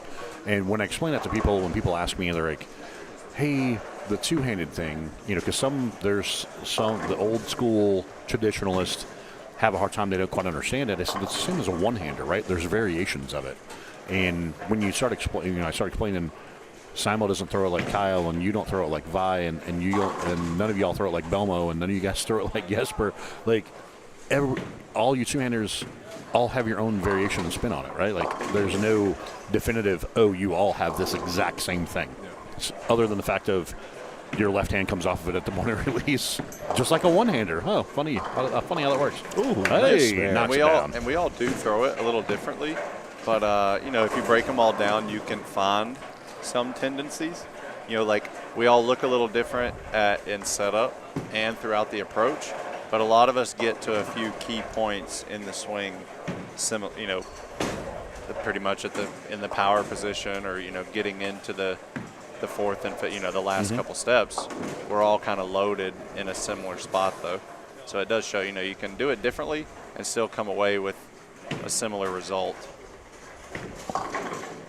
After Brandon's shot here, as he hits the pocket, let's take a look at his 3, 6, 7, 10 conversion. That was a good conversion, by the way. the spare ball was hot yesterday. Made some splits. Boom. Shooter right there. Nice shot from Brandon. Shooter. Yeah, I always tell Bria, I know I'm throwing it good when I'm making splits. I made several yesterday. Gotcha. Had the 2-0 and had 3 split conversions for 2-0. I was like, Okay, and so We're here. and expounding on that, right? With having the split conversions, obviously that tells you you said you know you're throwing it good. What do you mean by that? Is it one of those things where you feel it's like a body position thing? yeah, Is it's it a probably release just my thing, tempo or- is good. Okay. You know, I'm feeling my legs at the line. I'm not, Gotcha. my line, what I'm trying to hit, I'm hitting. So, Okay. everything's kind of, because if I'm making splits, then, I pretty much know it off my hand Okay. most of the time. Gotcha. And then when I'm missing it, but I'm also probably falling off of some or, going a little too fast, trying to throw it too hard at the spares. But I also feel like this condition, because I did struggle last week with Nightmare, I missed probably 5-10 pins. My spare ball never hooked. Like it just never hooked because I always like to see a little tail. And here, I was almost a little concerned because I was like 35 feet. My spare ball's never going to stop hooking. And it hooks and then kind of fades. So I like with this condition, like I feel like I can make a lot of splits because my ball hooks a little bit and then kind of tails. Does So what I you like to see what you like to see. Yeah, my eyes really like how my spare ball is going down the lane. Okay. When it comes to multi-pin or split conversions, because I can play that little hook on the end of it, whether I'm shooting the 3.7 or the 2.10 or the 4.9. Made a 4.9 as well. Yeah. So, And so obviously with the exception of a 4.9, right? Like that obviously that's one of those things obviously a touch high. Some of the other splits you left, do you feel that was a product of something you did physically to create that, or was it something you saw transition-wise in the lane that all of a sudden you threw a shot like, whoa, that didn't do what I thought it was supposed to do? I would say it'd probably be 80-20. Okay. With 80% of it being execution. Self-induced. Just bad execution. Okay. And out of that 90% of it was probably just throwing it too hard. Okay. Because it took me a few games to really Kind of, and I noticed gear that too. down. You Like, kind it was of, a big gear down. I kind of noticed that as you came across yesterday, like you weren't throwing it. And actually, Emil and I had this conversation before we came on air today, right? Like what you consider your A game, right? Like when you're getting into shots and you're throwing it the way you like to throw it, it's a tick or two above that in speed what you were doing yesterday. Yeah, but now with urethane, I actually have grown to like to be able to just throw it even slower. Like resin, Touch. like You feel resin, it. I can't really throw that slow. Right. But with the okay. thing, because I know it's not going to get offline, like Yep. if I can just throw it slower and carry the mixers, and then like if I see like, all right, mixer, flat 10, and then I just drop the speed and it goes high flush, we're money. We're good. Because then all it is speed. Mm-hmm. But if I go flat 10, 2-pin or something like that, and I slow it down and it still don't hook, then we're kind of like, oh gosh, what do we do? Like, Yeah, we're doing the right am I thing. rolling it? And do I Yeah. need to get around it? Am I throwing the right color urethane? Like, all right, we got to Right. figure this out. No, I got you. But I mean, they're tough. That's about all I can say. Yeah, no, and it's shot making is at a premium, and I think it is one of those things of you do, and we talked about it yesterday, both squads, right? You got people scratching their head and they're just trying to figure it out. Other people can appreciate the grind and the toughness, right? Like it's you in something like this, it's not going to be a score fest, right? And I think that is there's something to be said for that, because again, as we had Carl on here yesterday and we were talking about, if you wall them up, some people just won't do it because they're like, oh, I can't strike Can't keep enough. up. I Yep. can't keep up. And you get into this, and guess what? Anybody can keep up because there's Yeah, 'cause- nobody's got a 4-bagger right now. Yeah, and So- then I mean, 35 feet, like there is a high possibility of carrying some Brooklyns too. Absolutely. Well, and that's you the yank thing it too. a tad, it's going to get all the way over there. It ain't going to big 4 every time. And like, that was something I had conversations with some of the guys that came in and asked me questions, right? And I told them, I said, you have to get whether it's with the ball or in the zone or doing the right thing. I said, when your misses, you can get it to crossover to mix them to where you leave. If you do leave something, it's only an 8 or 9 count, and you got a better chance to pick it.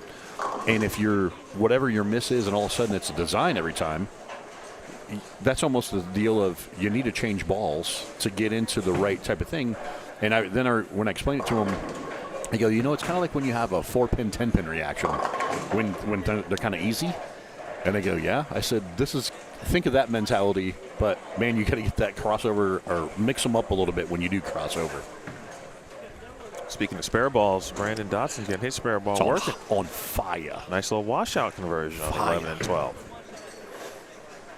This was literally how my game looked, the second game, when I made all the splits. Because then I threw a 4-bagger for 204 or something at the end. And he's made 2 splits. I mean, this is a grind game. Like, these are the games you got to have. Like, 8 spare, 6 spare, 9 spare, 7 spare. 7 was a washout. Like, he could be looking at 150 right now. He's got a bingo card going, right? And now he's got another split. That's not an easy one either. No. But, yeah, so, the game that I did make the splits and still get out with 2-0, I was like, heck yeah. Like, that could have been that could have been the block killer in a sense. Right. Because right now you give him, miss those 2 splits, and then a miss in the 9th, yeah, he's looking at like 160 max. So, staying on the grind. Oh, somebody yelling a little bit. Uh-oh. Yeah. We'll blame that guy that yelled. Pretty sure he didn't hear it, but okay. I think Jeremy carried something that was. JJ came down, gave him a high five. I mean, and there hasn't been a ton of positive yelling, I would say, so far this morning. However, that's a thing. Positive yelling. Positive yelling. Oh, like hooping it, hollering it. Yeah. Okay. But McElliott has been the guy so far. Leading after 2, and then we go down and look at 5 and 6 again, and again we've got some really good starts on that pair. Pretty solid. It's just that pair can you is finish on that pair. It's weird. That pair hooked a ton yesterday. Yeah, and the crazy thing is that pair, even like the second shift started out really good, but then we talked about every time we glanced down there, like, oh, they're shooting 180, 190, 2-0. And then the last game, like the high game was like 162. There was like a 160, a 140, and a 130. We're like, well, then didn't play out the way we thought. Yeah. Guys, I will probably be out after this game. We are going to Barrett-Jackson for a little bit. Heck yeah, dude. That's what I'm talking about. Not to buy a car, though. Now, real quick, Just I was to going to say, so Schlemer was, he asked me did I know what Barrett-Jackson was. Did you know who Barrett-Jackson is? I had no idea. You hadn't heard him sing? No. Me either. No. No. But he prefaced it, or he didn't preface it, but he did mention that Reed either asked you or she asked you. She asked Slim, had he heard of Barrett-Jackson? And he was like, of course. And then of course we find out Kyle. And I'm like, I've never heard of this person, but now I know that $1 million cars are auctioned. And yeah, she was like, Barrett-Jackson's in town. I'm like, oh, okay. What is he saying? Like, is he a country star? And Schlemer and Bree both looked at me like, what? I would have. But then they told me, and I'm like, oh, I remember watching that show. And then I talked to Guppy this morning. I told him, and he was like, I don't know. And then I was talking a little bit more about it. He's like, I remember watching that back in the day. Yeah. It's like, they just fire off car after car. Yeah, like, it's on all the time, right? Like I said, here it used to be a kind of a once a year, but now it's, they do, like I said, they do it here in Vegas. And then when we looked up the schedule, right? Like there's concerts all day. They've got a Red Bull, DJ tent. They got all sorts of stuff cooking over there. So, yeah, you'll have some fun time. Some cool cars so that, never know. Hey, never say never. You might sneak one out, right? Like, especially if your wife goes, honey, we need that. Luckily, she's not that big of a car person. She did grow up going to a lot of car shows with her dad. Yeah, I'm not a car person at all, so I'm probably not even going to know what I'm looking at when I'm there. But it'd be cool. No, there's some cool stuff, right? Whips, it'll be fun. What would be the most recent year car there in your opinion, Slim? Since you know a little bit about it. Yeah, what's the most recent year? Well, actually, one of the ones I just watched. When was that? Not too long ago. It was a 70s. No. Most recent was they had a 2019 or early 2020s, like a Shelby GT, kind of nice. like one of 500 kind of thing, right? Okay. Or where they do, because some of them, whether it's in pristine condition or they do some aftermarket stuff to some of these limited number ones. There are some modern stuff. Obviously, the main thing is the older cars that have been restored or just kept in pristine condition, right? But yeah, no, you'll see some new stuff that's like, And they're not big. They're not. Oh, my man is there, on fire Schroeder. with that, It dog. was second Yeah. ball in the 10th, but we'll take the extra yeah, pin. but- Mr. Yeah. Archuleta. Yeah. Yeah, no, it's good meal. Looking forward to it. What do we got here? 4-bagger? Yeah, so what we got? See what we got. 245 left. Yeah, Yeah. resin. They've been using resin the whole time. And then 90, 226 got down 220 left down there on 5 and 6. Getting the tumble, carry the crossover. Nope, Hey, that's all right. cover the 3-pin, 220. Should put him back to plus. I know you guys don't know that much about Jeremy, but just looking at his game, and I've seen him a few times before this year. I think his role generally is as forward as you see it. But does that help him throw resin? I think on that's this? what's allowing him Okay. to do that. Absolutely. Because it is a unique role. Like, And again, I don't know if that. I don't believe watching him. I remember watching him bowl in the past. I don't think that's his A game per se.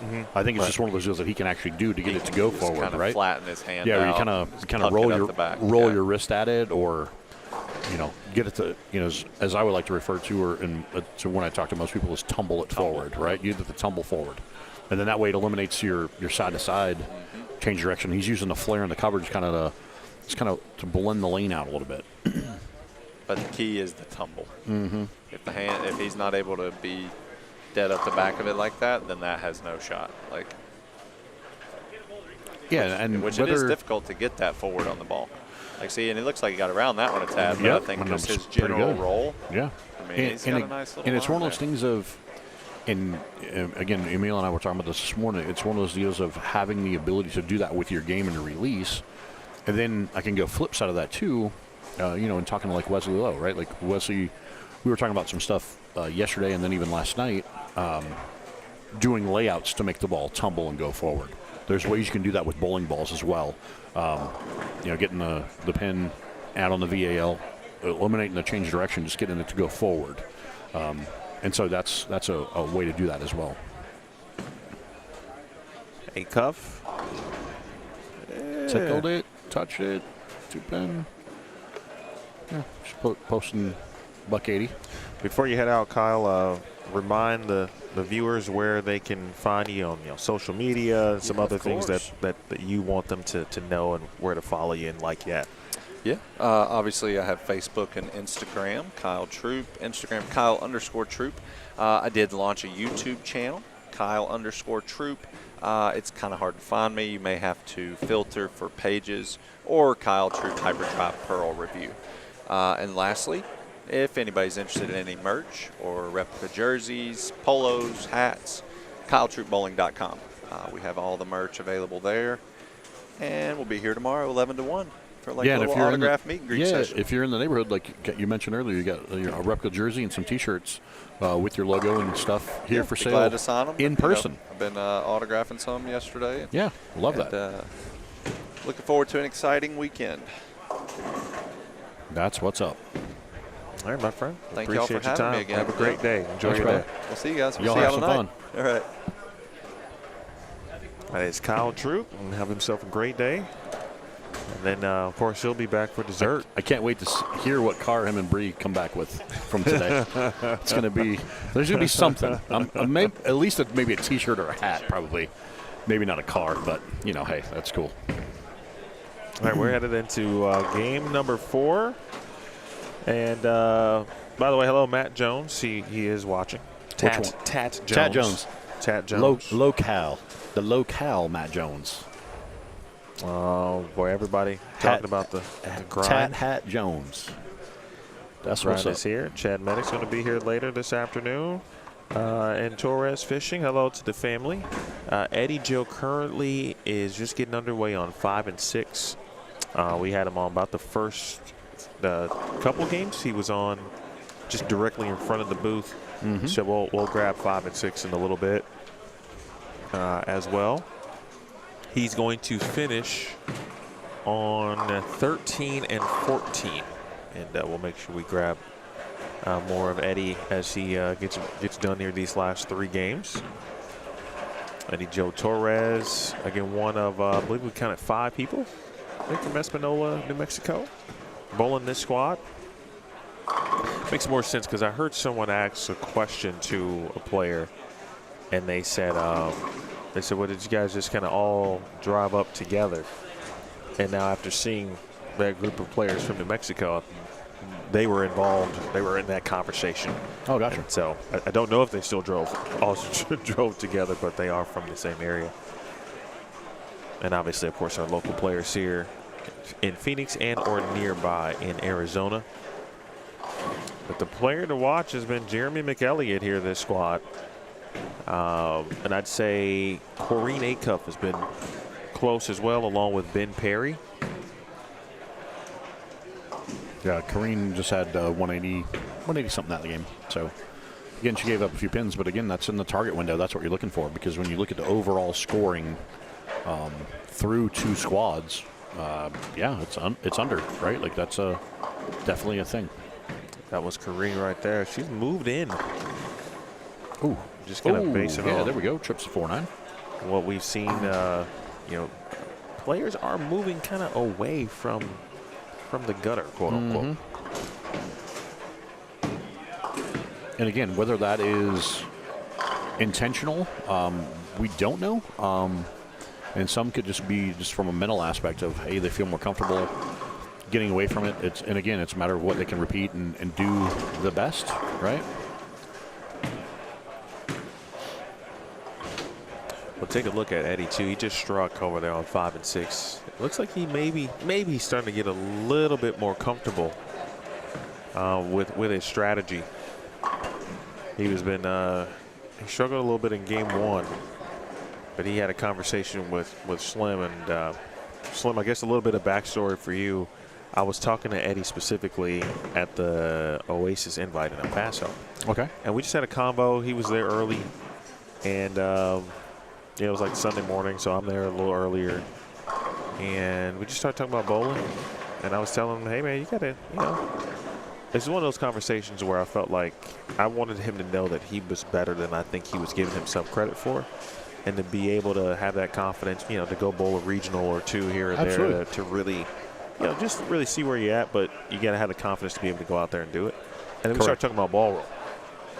And I was like, some of the things I see on tour is, players struggle with transition when they go on tour, especially young players or inexperienced players. And so getting your ball really to match up, and I know we say that a lot, the matchup portion, but it's true, really getting your ball to see the pattern the way, again, based on the way the pattern's asking you to see it. And he talked about his axis rotation. And, he has trouble, right, getting his ball to start earlier. Correct. On a lot of lane conditions because of his axis rotation. And we mentioned Pete. Yep. And I said, well, no one's comparing you to Pete, like from the physical aspect. But when the ball hits the lane, the rotation part is very similar. Correct. And so that's where that stemmed from. That is where that came from. So the context for you. No, and I think some light bulbs went off with him, right? And we talked about some stuff, and I, basically explained to him, like, surface is a friend. Because with working with Pete for all those years and helping him, get a lot of those titles, in the multiple U.S. Opens and all that stuff, right? We had the benefit of balance holes, right? So I can move mass around. I can make sure the ball picked up in the right spot for him. We don't have that luxury anymore. And so then it gets into the key element is the surface and the layouts and, drilling stronger pin to PAPs. And, we talked about, gave him some surface ideas, and kind of his eyes lit up, and he's like, oh, that, he goes, I've never even heard of that before. I'm like, yeah. So, there's some different tricks and stuff like that. But, yeah, no, for sure. He fundamentally, he actually throws it. I mean, he repeats shots very well. And, it's one of those deals. I think the big thing, it's I don't know. For me, it's kind of cool that the fact that he's very humble in the fact that he didn't feel he was good enough, right?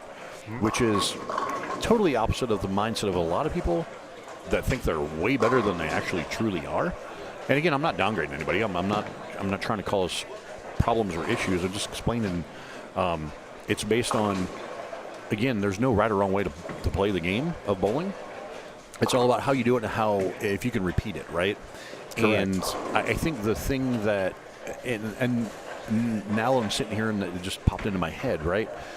This is one of those conditions, and correct me if we're wrong because you've been around for a while now too, right? Granted, I'm older and I've seen a lot more things, but I think this falls in the category of kind of what we see at the Open Championships in comparison to scoring pace. People this week, you say? Yes. Okay, yep. yeah. You know, yeah. people at home, yeah, you're averaging 220, you know, maybe it's 2:0, 220, 230. Well, you come here, you're not averaging that. Right. It slows you down. The pattern dictates the scoring pace.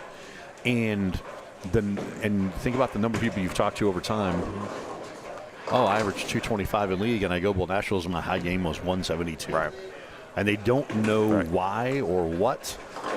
In essence, it's playable because obviously people post scores there.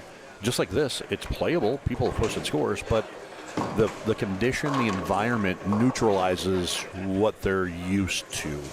And I think it's just understanding that, right? And I'm glad you had that talk with them. Because again, and it may be, I'm not very good. And they're like, dude, I've watched you bowl. You just you just beat everybody in your pair. You outbowled everybody in your pair by 50. Mm-hmm. You give yourself some credit, right?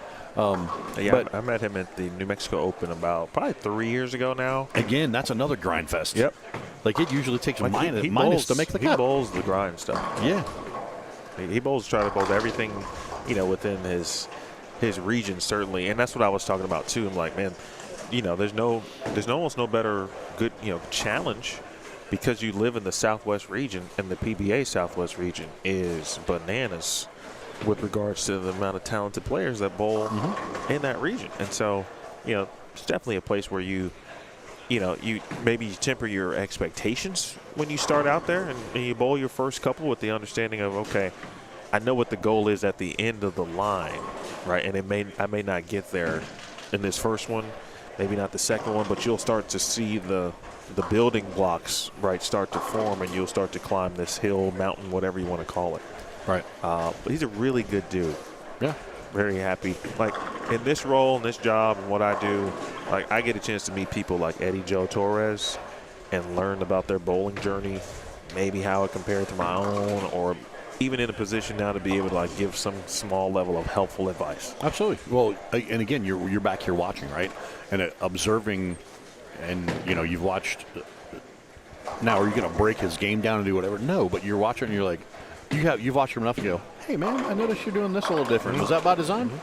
And again, that's one of those things comes from watching. Again, 5 and 6. Pretty good scoring pair again this game. I think just throwing it out there. That's our pair. That's our pair, at least this squad, right? But yeah, looking down here, young man there on 7. He's throwing a red ball.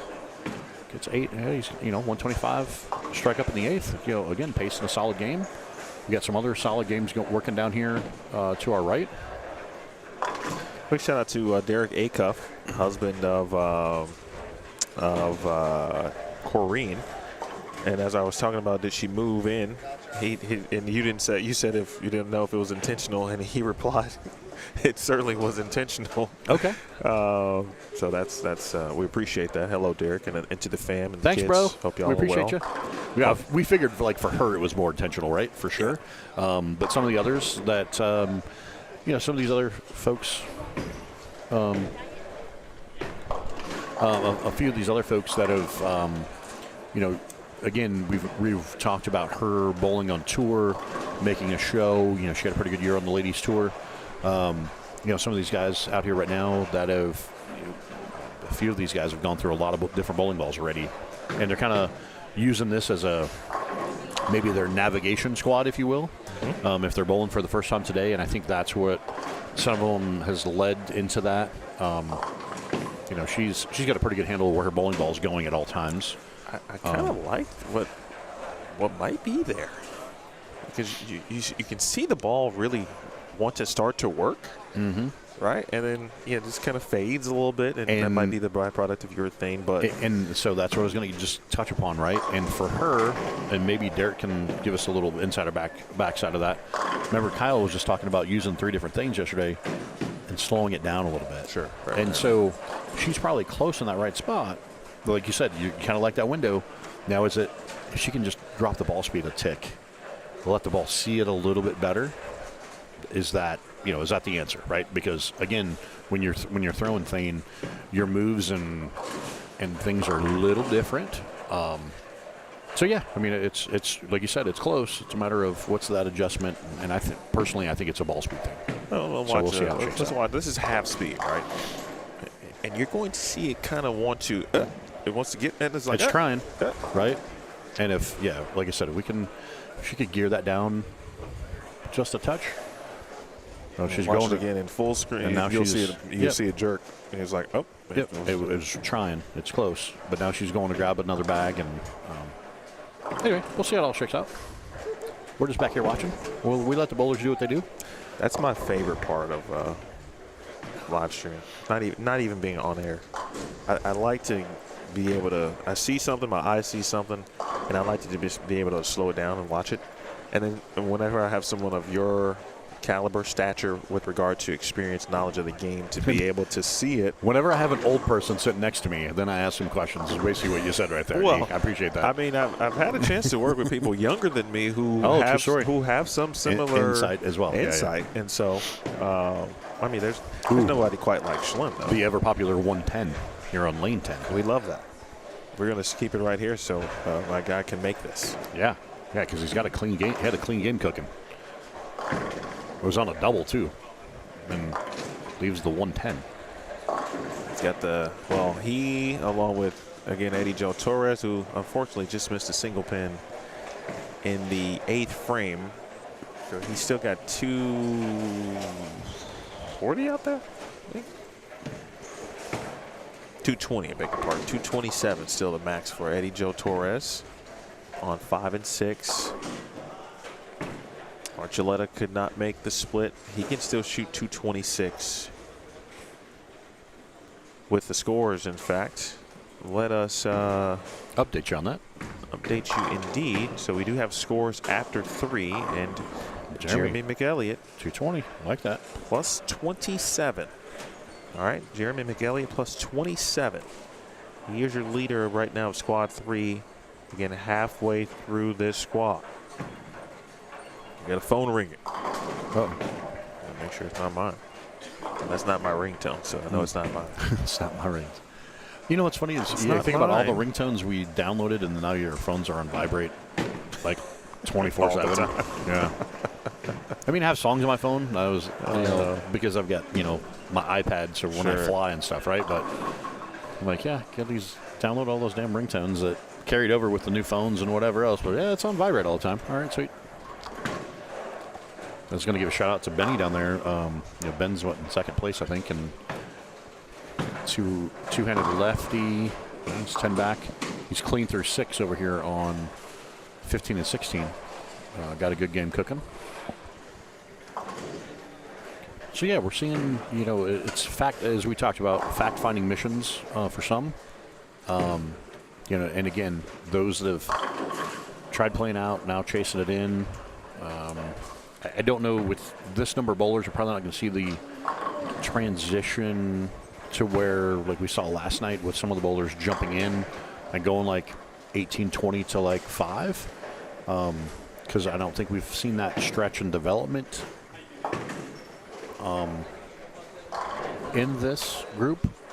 So, again, we'll see how they grind it out here with a few more games to go.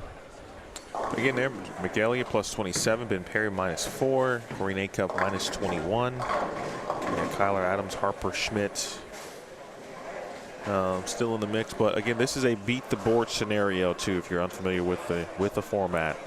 And so there's not a set number of spots to the cashers round from each squad. You got to post a number. Hopefully, you feel good about it. It's large enough. And so you don't have to bowl again if you don't want to, or maybe you leave something or put up a number that you feel is maybe questionable and you feel like you might have to put together another squad to compete in. But that's what Jeremy McElliott's trying to do, right? Plus 27 seems like a really good number right now. We're having some talks with just some players who are going to be bowling this squad prior to the start, and talking about what potential cut numbers could be or what they could look like. And yeah, Saturday's always the telling one, obviously, but to me, it's like Saturday morning. What's going to happen on Saturday morning? Then we get into Saturday afternoon, and that's where you really get that idea. And then, of course, the 6 o'clock squad lets us all know how it's going to go down. Speaking of how it's all going to go down, the founder of this tournament can tell us how it's all going Founding to go father. down. Is Carl going to hang out with us? Brother Carl. What's going on? Good morning. I just rolled into the building. No, how nice of you to join us today. Again, Yeah, right. for those who don't know, he slept in his car last night in the parking lot. Why not, right? No, just kidding. Dedication. No, we I've did done leave that. at the same time, and then, yeah, he was back way before me. I've done that in the past, shamefully. Hey. Not at this tournament. Ain't no shame in that game. Accidentally, to some degree. We do what we need to do. Sacrifices that we make. It was at the That's U.S. Women's Open. Oh, wow.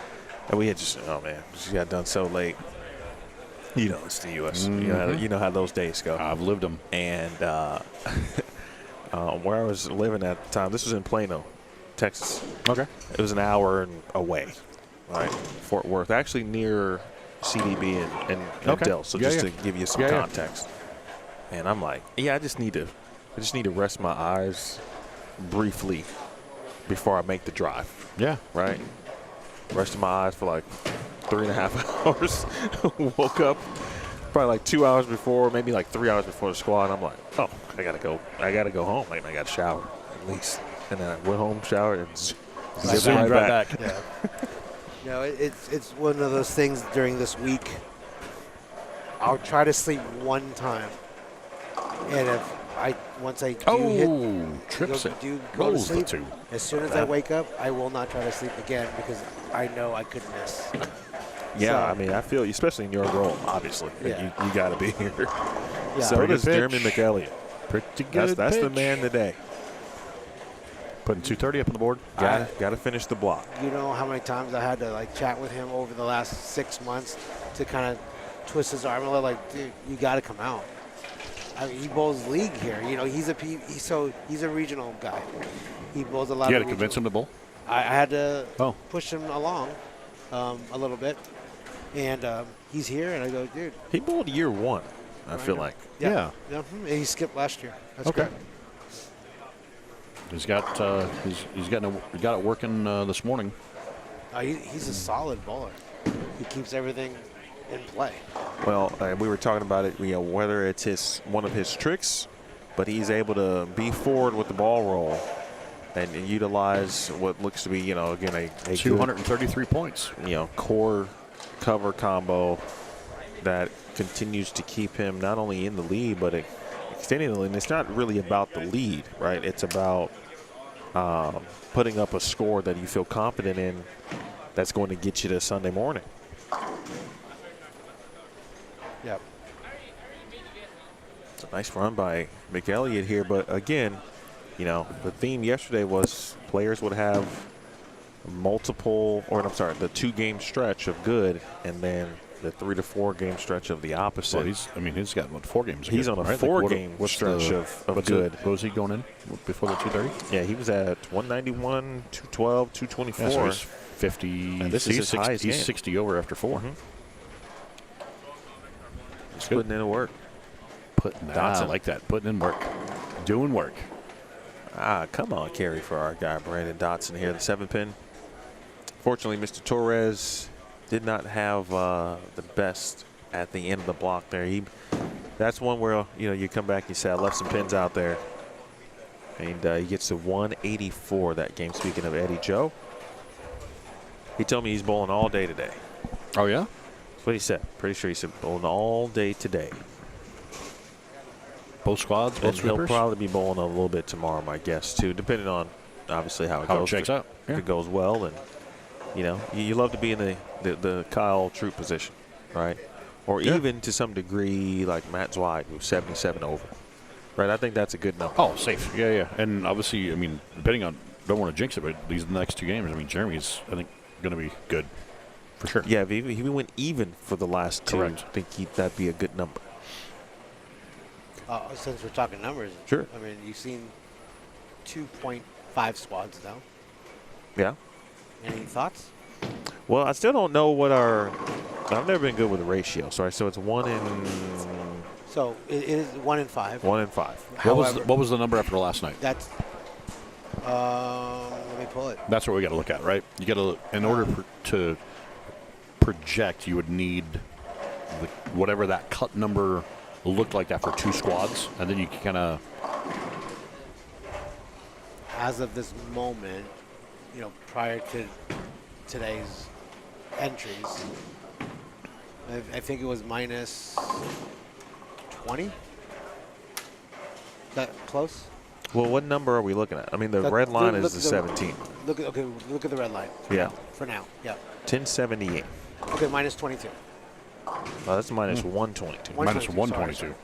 But there's double people there, Correct. so we have to take them out of the equation.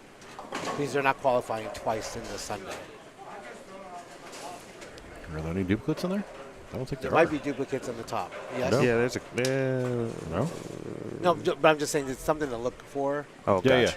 That's no, all I I'm get you, saying. but yeah, not right now. There's no duplicates in the top 17, right? So 120 under.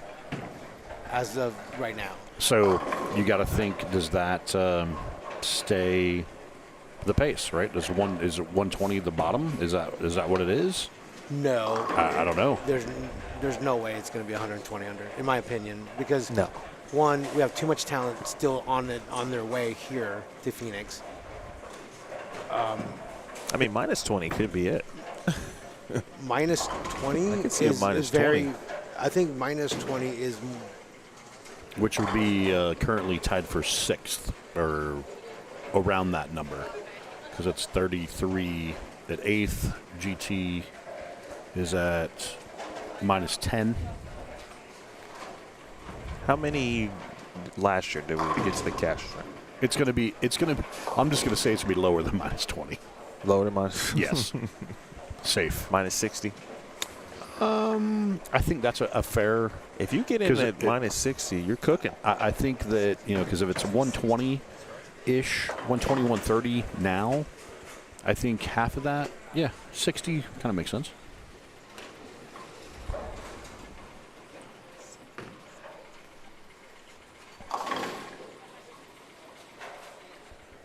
Last couple shots here on 15 and 16 of game number 4.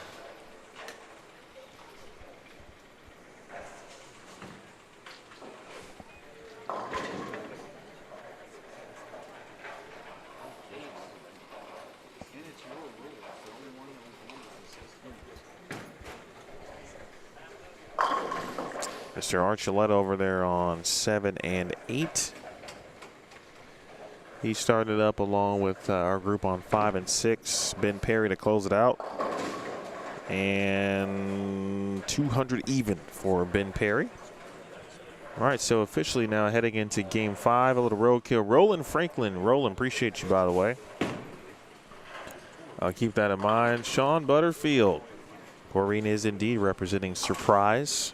That was the surprise for me when I was here in June.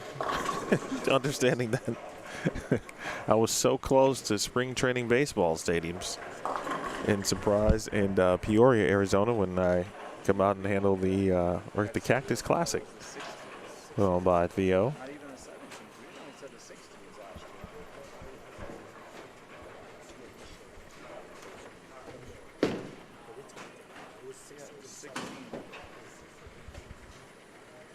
All right, we'll go to 9 through 12 to start. There's no one on 5 and 6 at the moment because they got to make the turn, of course, from 15 and 16.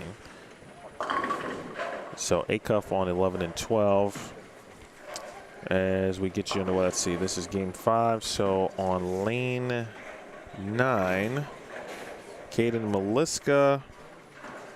On also on 9, Caden Maliska and Emilio Samanigo. Then over on 11 and 12, Harper Schmidt, again, Kyrene Acuff, and then specifically on 12. Hopefully I wrote that down? Or looks like maybe I did. Who's on 12?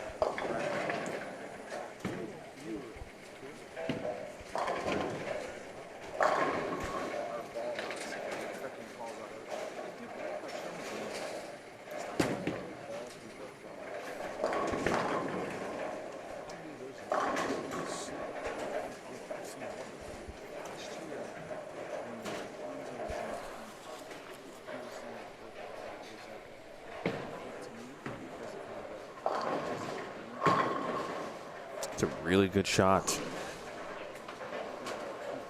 A little Storm Youth Championships jersey representation right there.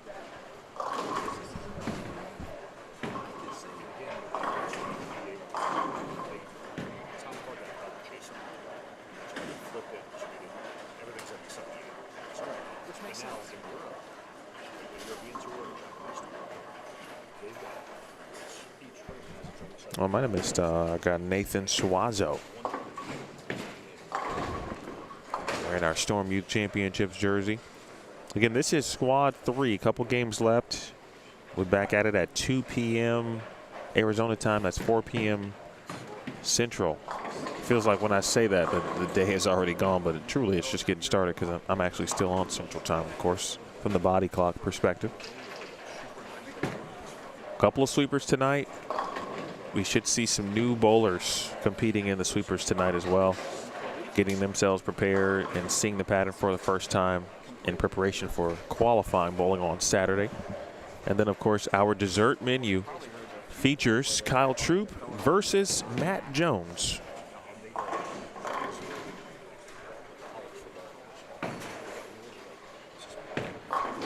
Action match, the first of 3 wins for $2,500.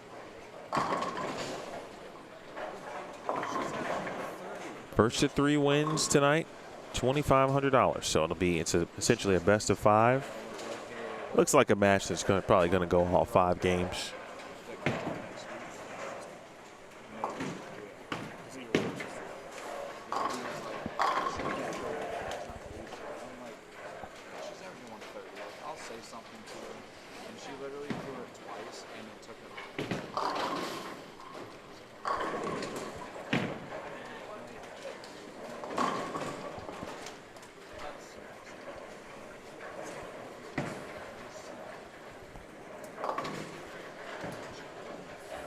All right, Kyler Adams has made his way down to 5 and 6. That would mean down on the high end, Jeremy McElliott, and he's the guy to keep an eye on. McElliott's been the one. Right now, he is the Neo of the squad. He is the one.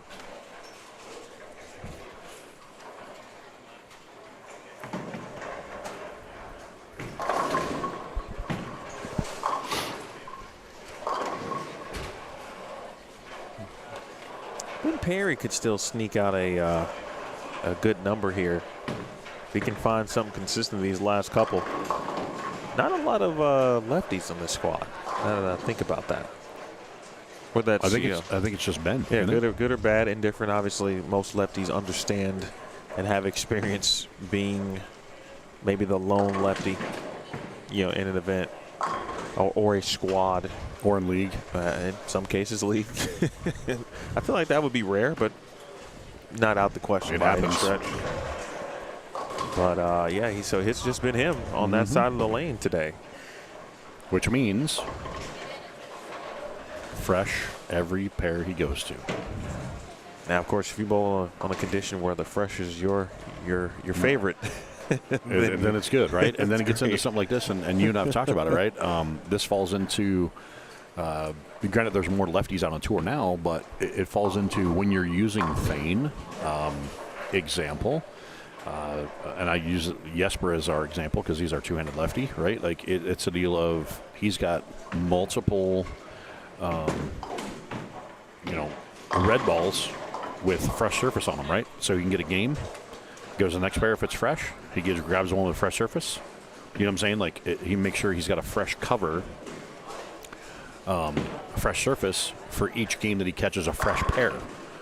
Which sometimes happens even on the PBA Tour, right? Like even though you may, out of your 7 or 8 game or 9 game set, you may catch a couple pairs that lefties have bowled on, But those pairs, when our tour ups are scouting it, oh, hey, this is a fresh pair. He's got to go. He'll grab a freshly surfaced Thane or whatever ball he's using to get that same kind of reaction for that deal. I don't know if that made sense or not. Absolutely. Okay. There are sometimes, it'd be like a cool content piece. Not sure how you'd actually do it, right? But I would love to somehow mimic the left-hander's experience in some cases, right? Like a Ben Perry today. Just to like actually put yourself in what he's got to deal with in this particular moment. Just like, all right, he's the only lefty. And you know how you do that? You could control the environment as a righty, right? So you would oil however many pairs. You could oil 6 pairs in a row, and you just go pair to pair by yourself. That's fair. No other, just you on the pair, right? And you're going to go, oh, hey, it's just me. There's no traffic. Well, guess what? That's what lefties see sometimes all the time. And when you say it out loud like that, you go, oh, well, you've done that a gazillion times over your life, like just practice or, just kind of messing around. Oh, we got a few pairs. Now Let's you see know what how it they feels. do. It looks totally different.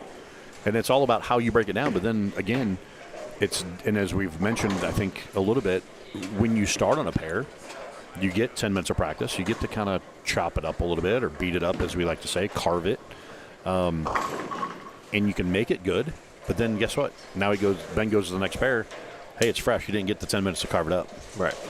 And he didn't have the fresh surface carving it up. So now he's kind of in that spot where, okay, well, what's his move off of that? I mean, he's seemingly sticking the same ball he started with. So obviously it's working for him. We do get our scores from our updated after 4. Thank you to Theo. And as we mentioned, though, McElliott plus 60. Ben Perry still at -4. Kyrene minus 45. Kyler Adams minus 50. By the way, as we talked about, the number based on the ratio after last night's squad, that number was 120 under. Correct. So, meaning that the top handful of folks are well within that going into as we pace through the third squad. I do think, like we were just talking about, we gotta cut that number in half. Yeah, I think that's a fair play, and it may go up a little bit more than that. Right. It definitely does not get to even. I think it's fair. I think 60. It could be 50. It could be right around that window. Again, we're just speculating. Educated guess, if you will. We'll go back and look at last year's. Just for context. Different pattern. Different pattern. Same building, different pattern.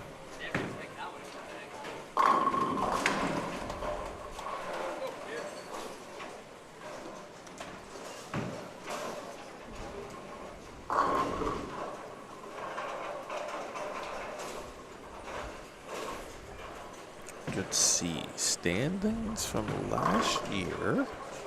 If you watch McElliott clean through 4. And the other thing, too, and this is the obvious one that Carl mentioned, certainly, but it's completely right. Tomorrow just brings about, and possibly even today, I'll kind of get a preview. I'll look at the roster, who's going to bowl at 2 today. Mm-hmm. But tomorrow is, no doubt, all day, each squad will have talent. And so that talent will have, obviously, impact how things will ultimately shake out. Yeah. With that said, let's go up to Saturday at 11. The number ended up being minus 29 last year. Mm-hmm. Yep. Okay.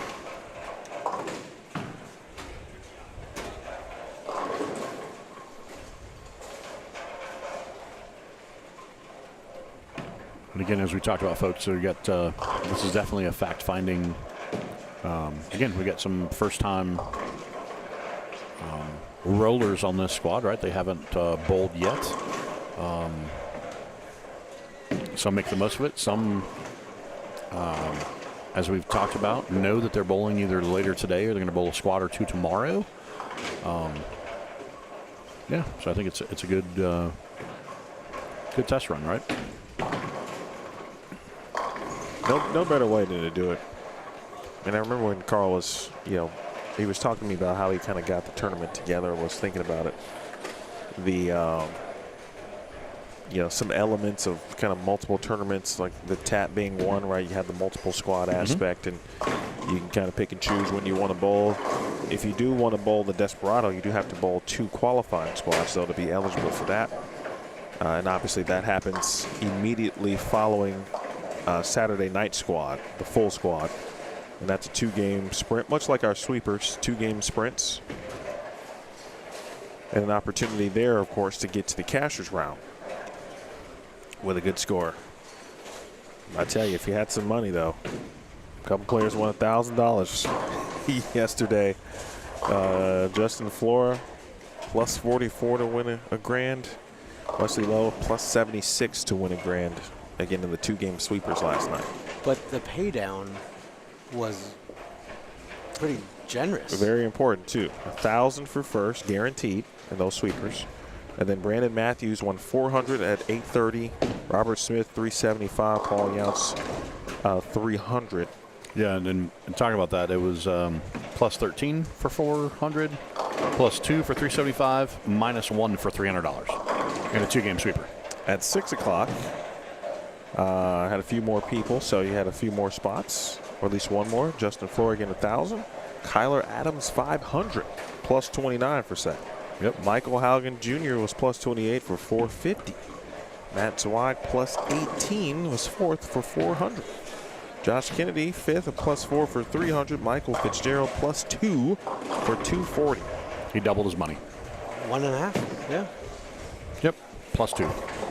No, and that's one of the things. I like to pride myself in making this a bowlers tournament. I'm trying to give every avenue for all these ladies and gentlemen that come out, they travel here or live here locally, to have an opportunity to invest in your money, to know that there is money to be made here. And on the flip side, you're going to earn every penny of that $10,000, because you're not going to skate your way in any way. I mean, you're going to have to catch your breaks, and you're going to, but at the end of the day, I'm trying to give everybody the same opportunities to just grind out and make some cash along the way. So, I mean, Chris, you're a world traveler. You've seen it all. I mean, I've not seen it all, but I've seen a lot. You've seen enough. I've seen enough to be able to, and Okay. Emil, especially with you as well, just all the amount of broadcasting. He rolled a 4-9 to catch a double. that you Did do. you see that shot? Oh, Hey, man, listen. I know it's early. early. but It's just, 11 just as o'clock. you were about to say, I'll let you finish your point. Like Kanye and Taylor. Hold up, Carl. I'm going to let you finish. But that's the kind of break that, like, wins you a tournament. Like, those are the kind of things, like, you start feeling like, man, it might be his weekend. And all of a sudden you do one of these deals, you're like, ooh, and just loosen my swing up a little bit. They're momentum shifters, potentially. Oh, facts. And it clears your head thinking, okay, I caught a break. Now, can we capitalize it? Can we double For sure. down on it? Well, he caught the double, so he definitely capitalized on it. Right. So there's always stories every year of how people grind through cuts and get after round after round after round, and things just, they shake out. Look at the this. replay right here. Look at this. Watch us. He liked 9 the shot comes into first the and 4. foremost, right? Because he was already Boom. stepping it out. He liked the shot. I mean, And then it just got better. That's fine. But, yeah, down here on 7 and 8, we got one of the ASU kids. We got 2-0 left. That's But again, a carry? I don't think it carried. Yeah, 7 pin. 206 right here in front of us, a 9 of 10. that was almost a 5-7 then. By McElliott, yeah? on the last shot? Yeah. Mhm. 5 fell last, Pretty and good then pitch right 7 there. stood. Over on 7-8, Rico Samanigo looks like maybe a pair of brothers competing there, or Arizona State.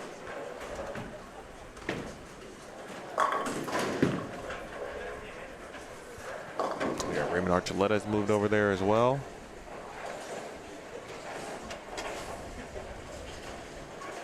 Opportunities for even 2-0 have been a little bit slim here this morning. That's a good shot. we were talking about this yesterday, Slim, with the loft, right? He's got a little loft going. Yep. Again, that's specific that's with urethane. Yep, that's a theme, and it works with reactive too. But, of course. It's definitely more common in Thane, just in order to get it to retain some energy and shape the way you want it to.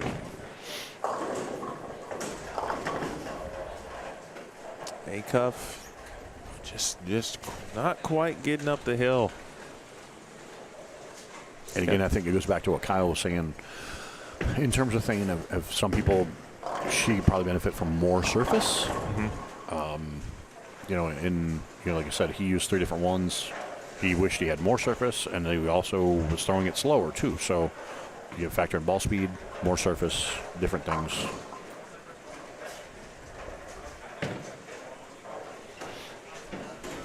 The guy's staying clean down there, knock on wood for the most part.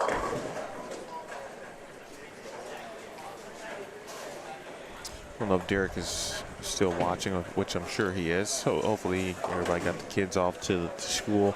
That was the other thing I was talking with Angie Wolf, Brett Wolf's wife, about. Like, it hit me. It was like, oh, this is Thursday morning, like Thursday afternoon. Like, did they drop their kids off first and then came over here to bowl?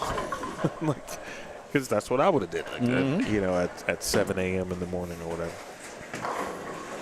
But just with regard to what Kyrene, assuming she's going to bowl again, and it may not be today, but maybe one more squad at least tomorrow.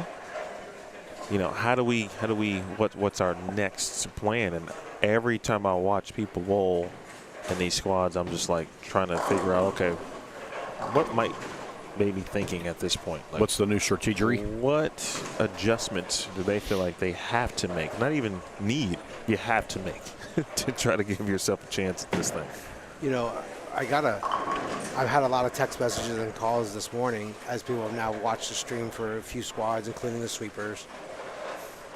The plan of attack is what's in the bag, because people are starting to travel here, and people are getting ready to jump on flights and drive out here from wherever.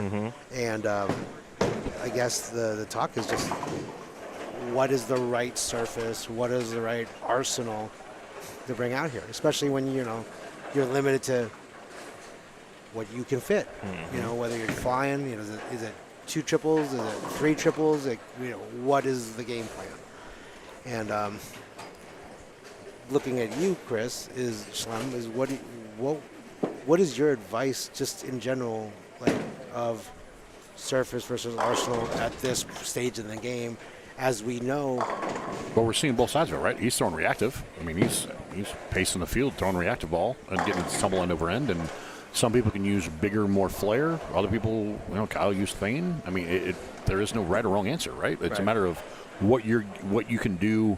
And it kind of circles back to what me and Emil talked about this morning. What's your A game, and how do you repeat shots? And you have to fill frames. So how do you attack a pattern? Yeah, and strikes right there. So he's looking at, again, at least 2-0, 2-0, maybe 2-team. How do you attack a flatter, shorter pattern, right? Like everybody... And again, it's not something everybody sees every day. Sure. It's a deal of, and it's not, they're not impossible. Because the scores show that, some of the better guys are, because they've seen more challenging conditions like this. So, they figure it out faster. Other people are watching, maybe you bowl a squad or two, and then all of a sudden the light bulb goes off, and they're like, oh, hey, maybe I just need to get my hand to do this thing. Or maybe I need this ball with this surface to do this thing. Correct. And again, it's a matter of what your tricks are off your hand, and then it gets into, and we talked a little bit on the technical side, right? Bowling balls and how they're laid out, and you and I've had these conversations. Oh yeah. Not even regarding this tournament, right? Right. Just in general, what kind of motion are you trying to build? And again, there's ways to lay out bowling balls to make them tumble end over end to do the right thing.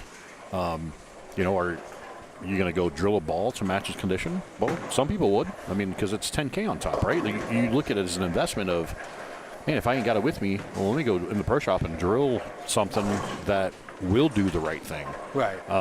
That's what I think, big picture, what you got to kind of look at, right? So, yeah, but circling back to it, there's no right or wrong way, right? Because reactive's in play, urethane's in play, big flare, weaker balls with surface is another way to go. Yeah, everybody is going to do it a little bit different. And I think it's just this type of thing is challenging in a fashion because it's not what your typical house pattern or typical weekend tournament pattern is, right? Like it's a legit, and what I referenced earlier, I don't know if you heard it or not, but it reminds me in comparison to like an open championship, because you have a variety of people of a lot of skill sets. You go to nationals, somebody who's winning the Eagle every time. The people are going to figure it out. They're going to work together. They're going to play lanes, and it's going to they're going to match up. Things are going to line up. Right. But then there's also plenty of those people that average 2-0, 2-10, 220 or more, and then they go bowl and their high game's 170. Correct. Right? And it's purely based on where you have to play the condition, where the lane tells you to play. And, this is telling you where it's supposed to be played, but how do you attack that within the realm of your own game? And within like your I own said, abilities, right? Yes. Sure. And like I said, is it bowling balls? Is it surface? Is it ball speed? There's so many things you can plug into it, but you kind of know where you're supposed to play, whether you're righty or lefty. So looking at the chat really quick, is it Deeks, per se, 708 Deeks? We don't have an oil pattern per se to show. I don't announce the graph, but I give you nuggets of information that was released last Sunday, 10 days, a little over 10 days before the tournament starts. And Emil's going to go ahead and I think have an opportunity to put what I put out there already, which was giving you all length, volume, and ratio. And yep, thank you, Emil, for putting that on the screen. So with that being said, you have enough information, I believe, to give you some sort of an idea of how the pattern might play out. But it doesn't give you all the information of maybe necessarily how to attack it. I think your best option is I'll give you an example. Buddy Lucas, solid player. He is in the building. He told me this morning, I want to bowl another squad at 2 o'clock. If I still don't see what I need to see, I'm going to the pro shop. Just like you had alerted to just a few minutes ago, saying he views this tournament as an investment. If he doesn't have what he believes is the right nugget in his hand, correct, he's going to go punch something to see if he can make his shape of what he's looking for. what he's trying to do, yeah. Right. I know, and he gave it to you, saying he mentioned me to you that he had a long conversation with you yesterday about what your opinion was of, based on how he throws it, might work for him. And that's one of the biggest things, to having someone like yourself in the building and being accessible as you always have been, as long as I've known you, is you have such a mind for what this is, that you are a huge asset to this tournament team. And again, thank you for being here. Oh, absolutely, dude. Yeah, and no, like you said, me and Buddy had a good conversation yesterday, and he thought about some different balls. He sees the window, or sees the picture. He was going to grab some different stuff, and then he showed me some pictures of other balls he had, and I kind of told him, I said, yeah, probably not the right combination of what you're trying to do, because you still need to continue or do things in certain shapes. And I just told him, I said, hey, if you're going to, he goes, well, I'm going to bowl tomorrow. I said, well, it'd be good to come watch and see. And he goes, you think? And that's why he was here watching, right? Like, and obviously, again, we have, pacing the field at, what do you have? He had 210 or whatever that game. So, I mean, he's plus. Jeremy? He was 207. plus 207. Okay, so he's plus, basically plus 70. He's 67 over, yeah. He's 67 over with a game to go. Right. Again, that's showing that 100 out there it's attainable, right? Like, and it's 100%. not like, and unlike what Zweig did yesterday in the morning shift with 270 the last game to get all of his 70. Get all of his 70. This is, he just kind of pacing and grinding, and again, maximizing his A game, what he knows he can do. Like I said, he's throwing reactive. So it's totally different than what Kyle did with urethane, and yeah, that's just one of those things. Right. When I was telling a lot of these players as I'm walking up and down the concourse, checking out scores, I haven't felt more confident to say to any player that's out here, 150, you are not out of the realm of making my cut still. Because a lot of people chase that 230, 240 game every time they walk into a building because they just feel like they need it. I think 190, 180 is the 180 score. should be your target score. Yes. 180 is your target score. Clip 190, 2-0 to team. That's just bonus. That's a great point. That's you know what I mean? I think how you attack this tournament, whether it's this year or even the previous 2 years, is legit. Fill holes and try to catch your doubles and your breaks when you can. And I truly think that you will be bowling on Sunday. I mean, you know, just from year 3 and just being around it enough. Will you have your outliers that shoot to, 150 over? Well, yes. You always do. You always have a tournament leader. You have somebody that always just finds It and magically gets super aligns. comfortable. Correct. Right after, but the most example I gave last night, right? And we had I mentioned it with Kyle when he was sitting here. The fact that he led the squad yesterday, then he bowled the sweeper, and it was purely, he said, on himself because he pressed too hard in the 2-game sweeper. Because when I finished in the middle of the pack, he's like, bro, I looked at it just all wrong. I just looked at it as I got 20 frames. I got to get all I can get. He goes, that was total bonehead move on my part. Yeah, because minus made money. Exactly. And he goes, Zero makes you double, triple your money. He goes, if I think about it the way I played it, outside of the one game yesterday, he goes, I'm fine. But it's just a mindset, right? It's that deal. I appreciated his honesty about that too. Because he said 2-game sweepers for him historically just again it affects his mindset as he explained, and I totally understood it, right? Because it does put you. It could make you feel like you've got a race there. And exactly, and I think that is a common result. And he said he's not a fan of 2-game sweepers, but it's also that's the mindset that comes into play on the PBA tour in certain formats when they go to those. Oh, it's 7 games. You have a lot of get time. all the pin you can get, and then you cut to the top 16. Right. And so you're instantly, before you put your shoes on, you're like, man, I got to get everything I can get because I only got 7 games. Right. And this is the same concept of I've only got 2 games. It's not like this being a 6-game qualifying spot. You're not going, oh, man, I need every pin I get. You're like, yeah, we're just going to float through this, right? And with it being on this condition and the way they played, like I said, it was, E said it best, right? Like, we appreciate Kyle, because I wanted to ask him that, because I made a point to say that last night, because people are going to go, oh, well, sure, tour guy comes out and he leads and blah, blah, blah. Well, he just put his money up to bowl a sweeper, and he even mentioned that he goes, well, I lost money in brackets and sides. He goes, yeah, I just screwed the whole thing up myself. He had nobody to blame but himself. No, and that's the professional that he is, and he understands that. So, yeah.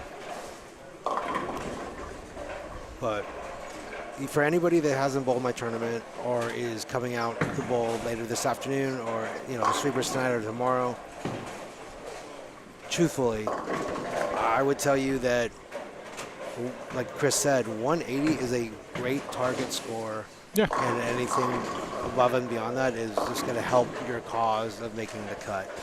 And, I look forward to kind of seeing more and more of you guys out here. And, again, thank you for having me in the booth. I'm going to, bow out. It's your booth. No. We're just taking up part of the space. But, yes. It's your event. It's your booth. Whenever Matt Jones jumps in this building and wants me to get out of here, I will be the first person to bow Pat out. Jones? Yeah, Yes. I love it. Yes, Mr. Maybe you guys can kick Carl out so I can come in there and talk. Yeah, we got you, dog. No worries. You Show guys, on up. Anybody can kick me out at any time. Oh, that's great. But I appreciate it. The only thing we ask is you wear a cool hat. Because Emil's are liking your drip with the hats, dog. Well, we did exchange pleasantries with regards to our hat selections. Yep. But I liked his hat from yesterday, which was a Diamondbacks hat. I wasn't quite sure. I didn't want to get the language wrong, but it looked to be Chinese and or Japanese with regard to what the language was on, or the symbols, I should say, on his hat. Yep. And then he came to me about my Bulls hat. But I don't know if I don't think I've ever seen that without a hat. It looks weird when he doesn't bowl. Should I ban hats? Just to make it. No, only if your last name rhymes with Jones. Before you go, Carl. Yes. And I'll probably do this once a squad whenever you're in the building, just to rehash the format. We kind of went through it a little bit, but let's just kind of go A to Z, if you will. Absolutely. On just so because we all, that's a question that happens once a squad for someone new who hasn't checked it in yet. So there's 7 squads from Thursday through Saturday. It is a 6-game qualifying block. It's a rolling cut score. We're based on ratio, and after everything, all the dust settles. There's 7. We total up all 7 squads, and there's going to be an official cut line. All of those people in the number will return on Sunday. After the last squad, anybody that's outside looking in, we have now a one last opportunity called the Desperado Squad. It's a 2-gamer, 1 in 8. Go get you some. If you make it, you're in, and we'll see you on Sunday. Once you come back for the official cashers round on Sunday, all wood is erased. There is no carryover of pins. 4-gamer. The 4-game cashers round, we cut to 24. Once we get our 24, that also gives you your seated position throughout the rest of my tournament. So the top 8 get a bye. So in theory, there's going to be 2 rounds of 16. We go 9 through 24, race to 2 out of 3. And then you advance. And then we bring the top 8 back in with the winners of the last 8, and now it's a new round of 16. We go 16, 8, 4. Once we get to the top 4, it's a step ladder, and it's not a double elimination at that point. It's winner go home. And then if you average 210 or more, you get 0 pins. 0 pins. 209 and under. 7. And then there's also, if you are a super senior, whether you're a PBA member or not, or national, you'll get 5. And then, or woman gets 5. Right. Unless she's a titleist, right, or now it kind of threw a little wrench in the PWBA situation. I've been talking to Kyrene because my brochure and flyer was printed prior to the announcement of the. Is it a dissolvement of the PWBA per se? I can't speak on it. I don't really understand. They just no more membership. Okay. Yeah. And I believe they went to. Let's make sure people. Let's comprehend. The PWBA exists and it will continue. It's a thing. Yes. They just dissolve. You no longer have the membership group, aspect. right? Like Sir Kyrene doesn't have her PWBA don't card. Have to buy a card. Liz Johnson doesn't have a card. Okay. They still bogle on tour. Because you're still going to get their hope. I think is to get more girls, right? And that's just that deal. Yes, so. and I apologize if I accidentally put a. But no. There's a lot of people that don't know that's even happening. Just don't want people to. But that's assume. My point, right? Like, so from a tournament perspective, that acknowledges PBA and PWBA membership as well as titleists and title holders, because I have a specific rule initially set for that precedent. Because of that change, I now have to just make it national further year, title right? Holders, for a further year now. But the argument is Kyrene Acuff too good? But she is not a national titleist to get 7 pins again. I told you this. It goes back to, and we've talked about it with Liz Johnson when she goes to Daniel McEwen. And we talked about with Kyle actually, right? They go bowl the European events or the Asian events, they get the pins. It's happened, I think Daniel won in Thailand. And like Liz's cash, she's made a couple shows, but she's never won. And she's the greatest female of all time. For sure. It's not that she doesn't deserve the pins. I'm not stating that. It just balances things out. It's just one of those things that I try to take into acknowledgement when I created the event 3 years ago. Yep. No, and that's what we talked about. And it's from conception to now. Yeah. From conception till now, it's been one way. Mm-hmm. But I even talked to Kyrene, during her yesterday's block, kind of with that situation, and I told her after this event is over, I would love to pick her brain because from what I understand, from the USBC Open Championships scenario, there is now officially technically like a tier 1 versus a tier 2 now buffer. So I told her I would love to get her insight on it from her perspective. And probably Bricote and some of the other girls. Right, Yeah, I for would sure. love to, because I want to build the women's side of this tournament. Oh, for sure. Because it is growing year over year. Like, unfortunately, Daria could not make it. Ashley Gallant was supposed to come, but unfortunately she had a prior engagement. So with that being known that the women do intend to come out here in the future, I want to make it right. So if anybody has any suggestions, especially from the PWBA side and the women, that bowl competitively, I would love to know, because I want, I do pride myself in trying to make this the best bowlers tournament that I can. So any and all suggestions, please, my phone number is on the flyer. My email is on the flyer. I am not a hard person to find. Please reach out to me. Give me your suggestions. His face is on shopping carts in I'm grocery all- stores. He's in a wanted poster. I've seen the faces on the advertisements in grocery carts in grocery stores. Well, I do some real estate on the side. Probably. That's I the Agent think On. that- That's the Agent On part His of things. face probably is on a bus. Oh, Maybe, no, maybe a no. train. No, I that's mean- next. No train marketing? Park No bench? bus? How about a park bench? I don't want people sitting on me. That's fair. That's kind of odd. But anyways, I appreciate it, guys. Thanks for allowing me back in the booth. Appreciate you. And please tell Brianna Cote in the chat. I understand the PWBA still alive. I misspoke. I apologize. She knows. Brianna, I promise. I apologize. Yes. I'll buy you a coffee tomorrow. It's alive. It's That's well. fantastic. It's just the membership aspect of it. Yes, Yeah. and like I said, I think because I'm an outsider looking in regards to that perspective of the sport, I'm like everybody else. Maybe just, my misconception of what I was trying to Sure. understand. Although, I told you this too, although obviously I'm not a player, but I'd be one of those rare people who would be able to produce an opinion Of course. based on my involvement as well. So I'll be happy He to watches a lot of bowling. to discuss or give he my also insight. broadcasts it. Give my insight. Speaking of watching a lot of bowling, we got some decent scores popping up here. This final game, we got 192 posted over here on 7 and 8. What do we got here? Oh, we got. What are the This is our guy. little? It's a good spare Okay, for yeah. McElliott. Yeah, he opened there. Is that the fourth? So obviously the goal is not. He doesn't want to give pins, a bunch of pins back. I gotta tell you, because he earned them. But yeah, Schlemer, I mean, I feel like obviously we watched Jeremy. We didn't watch every single frame that he bowled, but we saw a fair share because they've been in camera range all day. yeah, this, they're within. this squad. We can almost reach them from here. Yeah. I'd be. That could be his first open. It feels like it might be his first open of the day. And I don't know that to be sure, but I bet it's. I bet he's got no more than 3.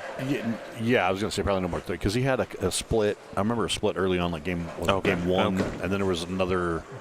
I think it was down here. Even though he had like 210 or 220, there was I think open in that. So yeah, you're right. It's less than 5 on the day. That's a strike. He likes that. Steps it out. He's got to just close it out. Yep. Try to limit the damage if there's any.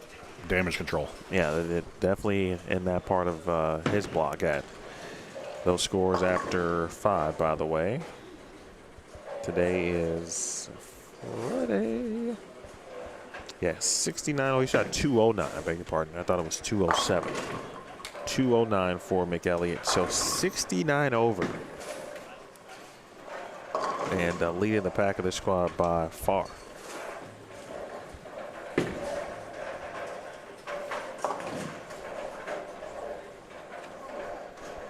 Again, hello to Bree. I think she said she would see us bright and early on tomorrow.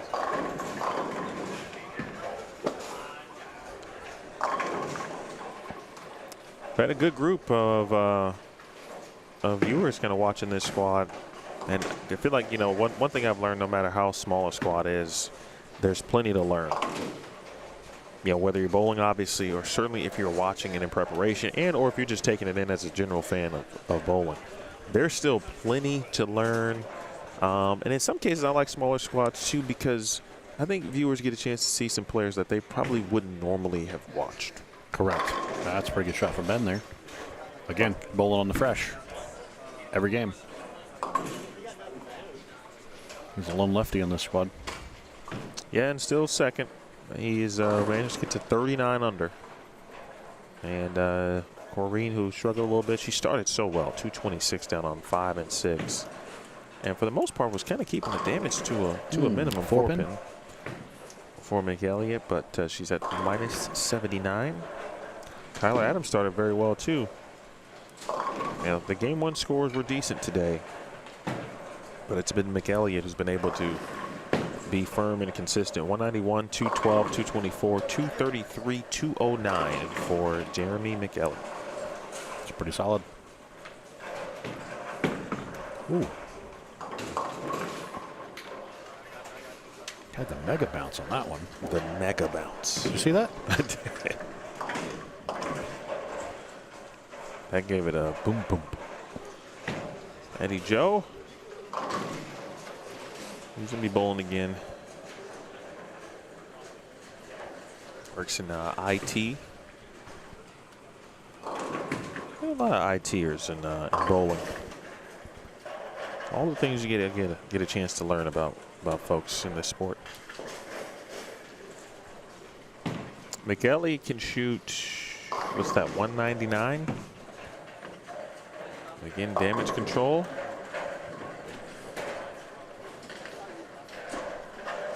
I know the gears are churning in the A-cuff brain there. Mm-hmm. Back over to McElliott. Did not like. Oh. I say they started coming forward. I'm like, are we getting a full roll forward? Well, we saw Chad Luce do that last night. Nice little roll of the 4 into the 2 into the head pin for a strike. That's one of the shots who's been cut it loose there. He saw it off his hand, trying to steer, give the old magic hand, wind it, get it into the pocket, and didn't quite get there.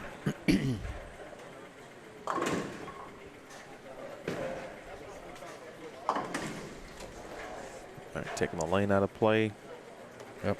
So McElliett's actually going to give some pins back. As he's going to need to fill the 10th here, and again, it just proves that and even Kyle said it. He had the one game that it just wasn't easy, right? Like you just have those pairs that you have to go through damage control, right? And the fact that he still has potential, like we've been talking about, that 180 game. Keep it minimal. Keep the damage control to a minimum. Ben, and I think the other thing too for Ben, you mentioned that he'd gone through some health stuff too, and had a surgery or something, and hadn't been bowling as much. So, it's going to be one of those things that, like we talked about, and Kyle mentioned it, stamina, right? 6 games doesn't feel like it's a lot, but man, when they're tough and you got to think and your brain is locked in and you're trying to repeat shots more closely than you're used to, a lot of things, it takes a toll on you. It can wear you out faster. Again, shout out to the ASU squad, Arizona State. Pretty good pitch right there. Been bowling, hanging out, doing participating. They got raffle items and opportunities to support their bowling program. So if you're in the building, make sure you do that.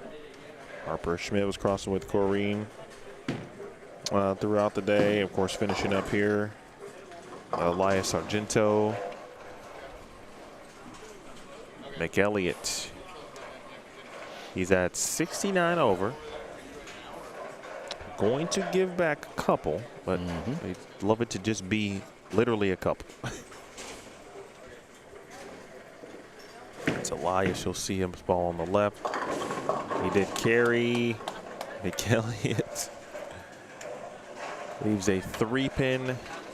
And so 177 is the best that Jeremy can do.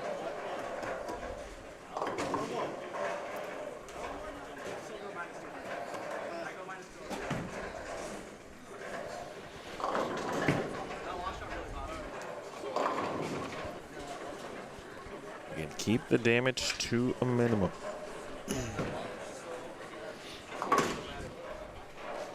Converts the spare, and fact-finding, my man is the last ball of the squad. He's going to change balls here. Just came down here in front of us, grabbing a different rock. Another reactive ball. Couldn't tell exactly what it was, but it's definitely not Thane. So just going to give another look-see here. And again, that's just future intel. You know, he's going to know that, I'm going to make the finals. Now, if he's going to probably catch another squad for brackets and sides, but then it's going to be one of those, hey, when I see a pair do this again, maybe this ball's going to be better. I was just going to get faster in my move, right? And I think it was one of those things where that was pretty good right there. I think it was one of those things of he probably just didn't want to, had been going so well, didn't want to, I didn't want to get out of what I'm doing, so close.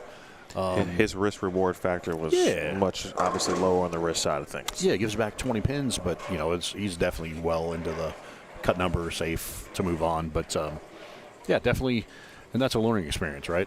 Let's look at that shot actually. Again, in that just a little left of where he'd been playing, but the same kind of ball roll. Getting it to tumble end over end, and just kind of stopped, and it was a pretty good pitch right there. So again, he's going to look at it and go, probably should have done that sooner, but now he's got that for a reference. And as we're finishing up here, 11 and 12, still got a couple shots left here. Appreciate you viewers for hanging out today. Bree's going to be here tonight. Bowling the sweeper at 6. Okay. All right. Say hello to Abby. Shout out to Nicole, watching from Texas. Nate says he wants to bowl. Didn't like his finish position in the inaugural event a couple years ago, but next year, though, well, you know what, Nate?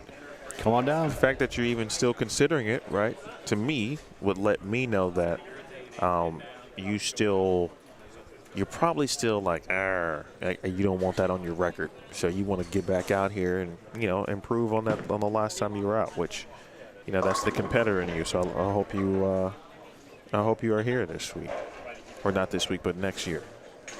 Or bowl a sweeper. Sure, I saw that. Mentioned it. $100, win 1,000. Shoot, even if you don't win. We had what did we say, -1? Get a check yesterday for $300? Yep. $100 buy-in. I'll take that deal. No, not mad about it. I'll take my chances, man. Take my chances.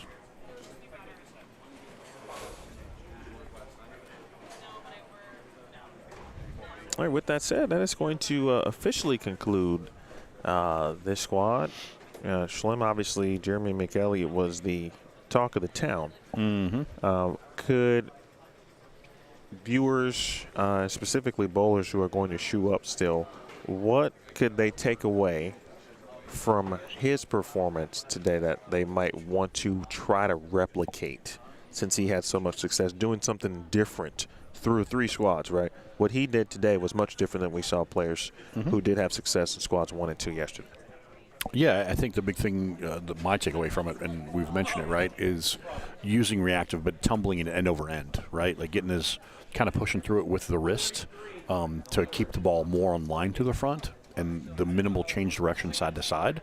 Again, keeping the angles in front of him, utilizing the flare reactive to kind of just blend the lane a little bit, right? And again, and maybe it's one of those things that he knows that maybe he's not a fan of urethane, or he just didn't like he liked that look better. I don't know.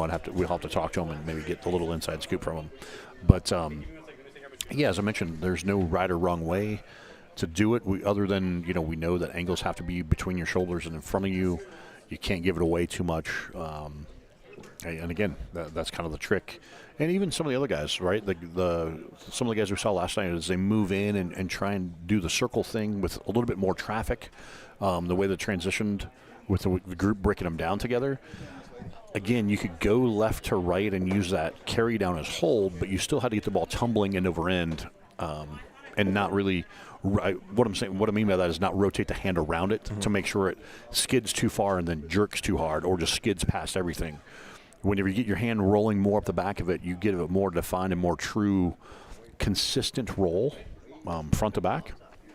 And it was still that thing too. Like I said, for those that tried to jump in and kind of do a little bit of curve, they were not getting their hand flying around it. It was more of an end over end type shape. So, which again, that's commonality when you have a bit flatter pattern, and even though it's 35 feet, again, we talked about this, the red oil, the Lucky Strike red.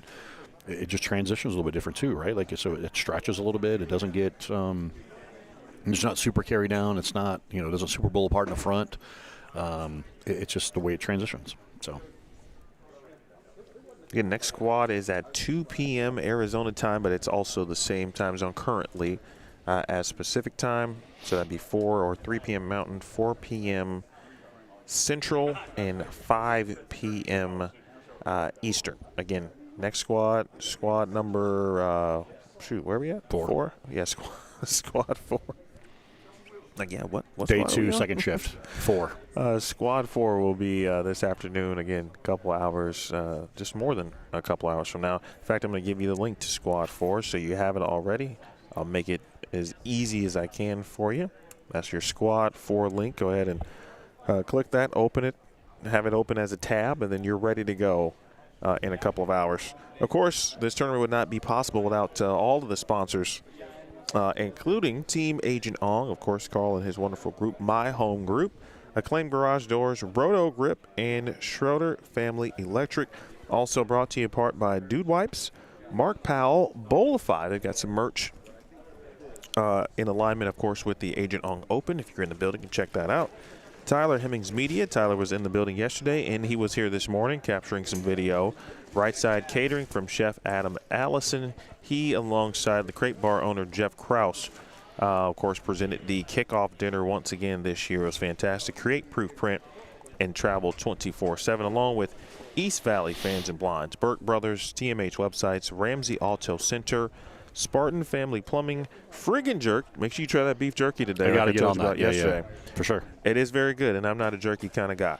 O&B, Swift Home Inspection, Chuck's Painting, and B3 Performance. Shout out to Mike and Brandy Calderon. With that said, we will see you in a couple hours. Lunchtime for us. We'll be back here again, 2 p.m. local, 4 p.m. Central, 5 p.m. Eastern time. For Carl and Kathy Ong, JJ, the general manager here at Bowlero Kyrene, Theo Duthay, the tournament director. For Chris Roto Schlemer, appreciate you as always, my friend. Thank you. My name is Emil Williams Jr. We say so long for now. This has been a presentation of Squad 3. You're at the Agent Ong Open, the trilogy. You watched it live and only on Bowlstream TV.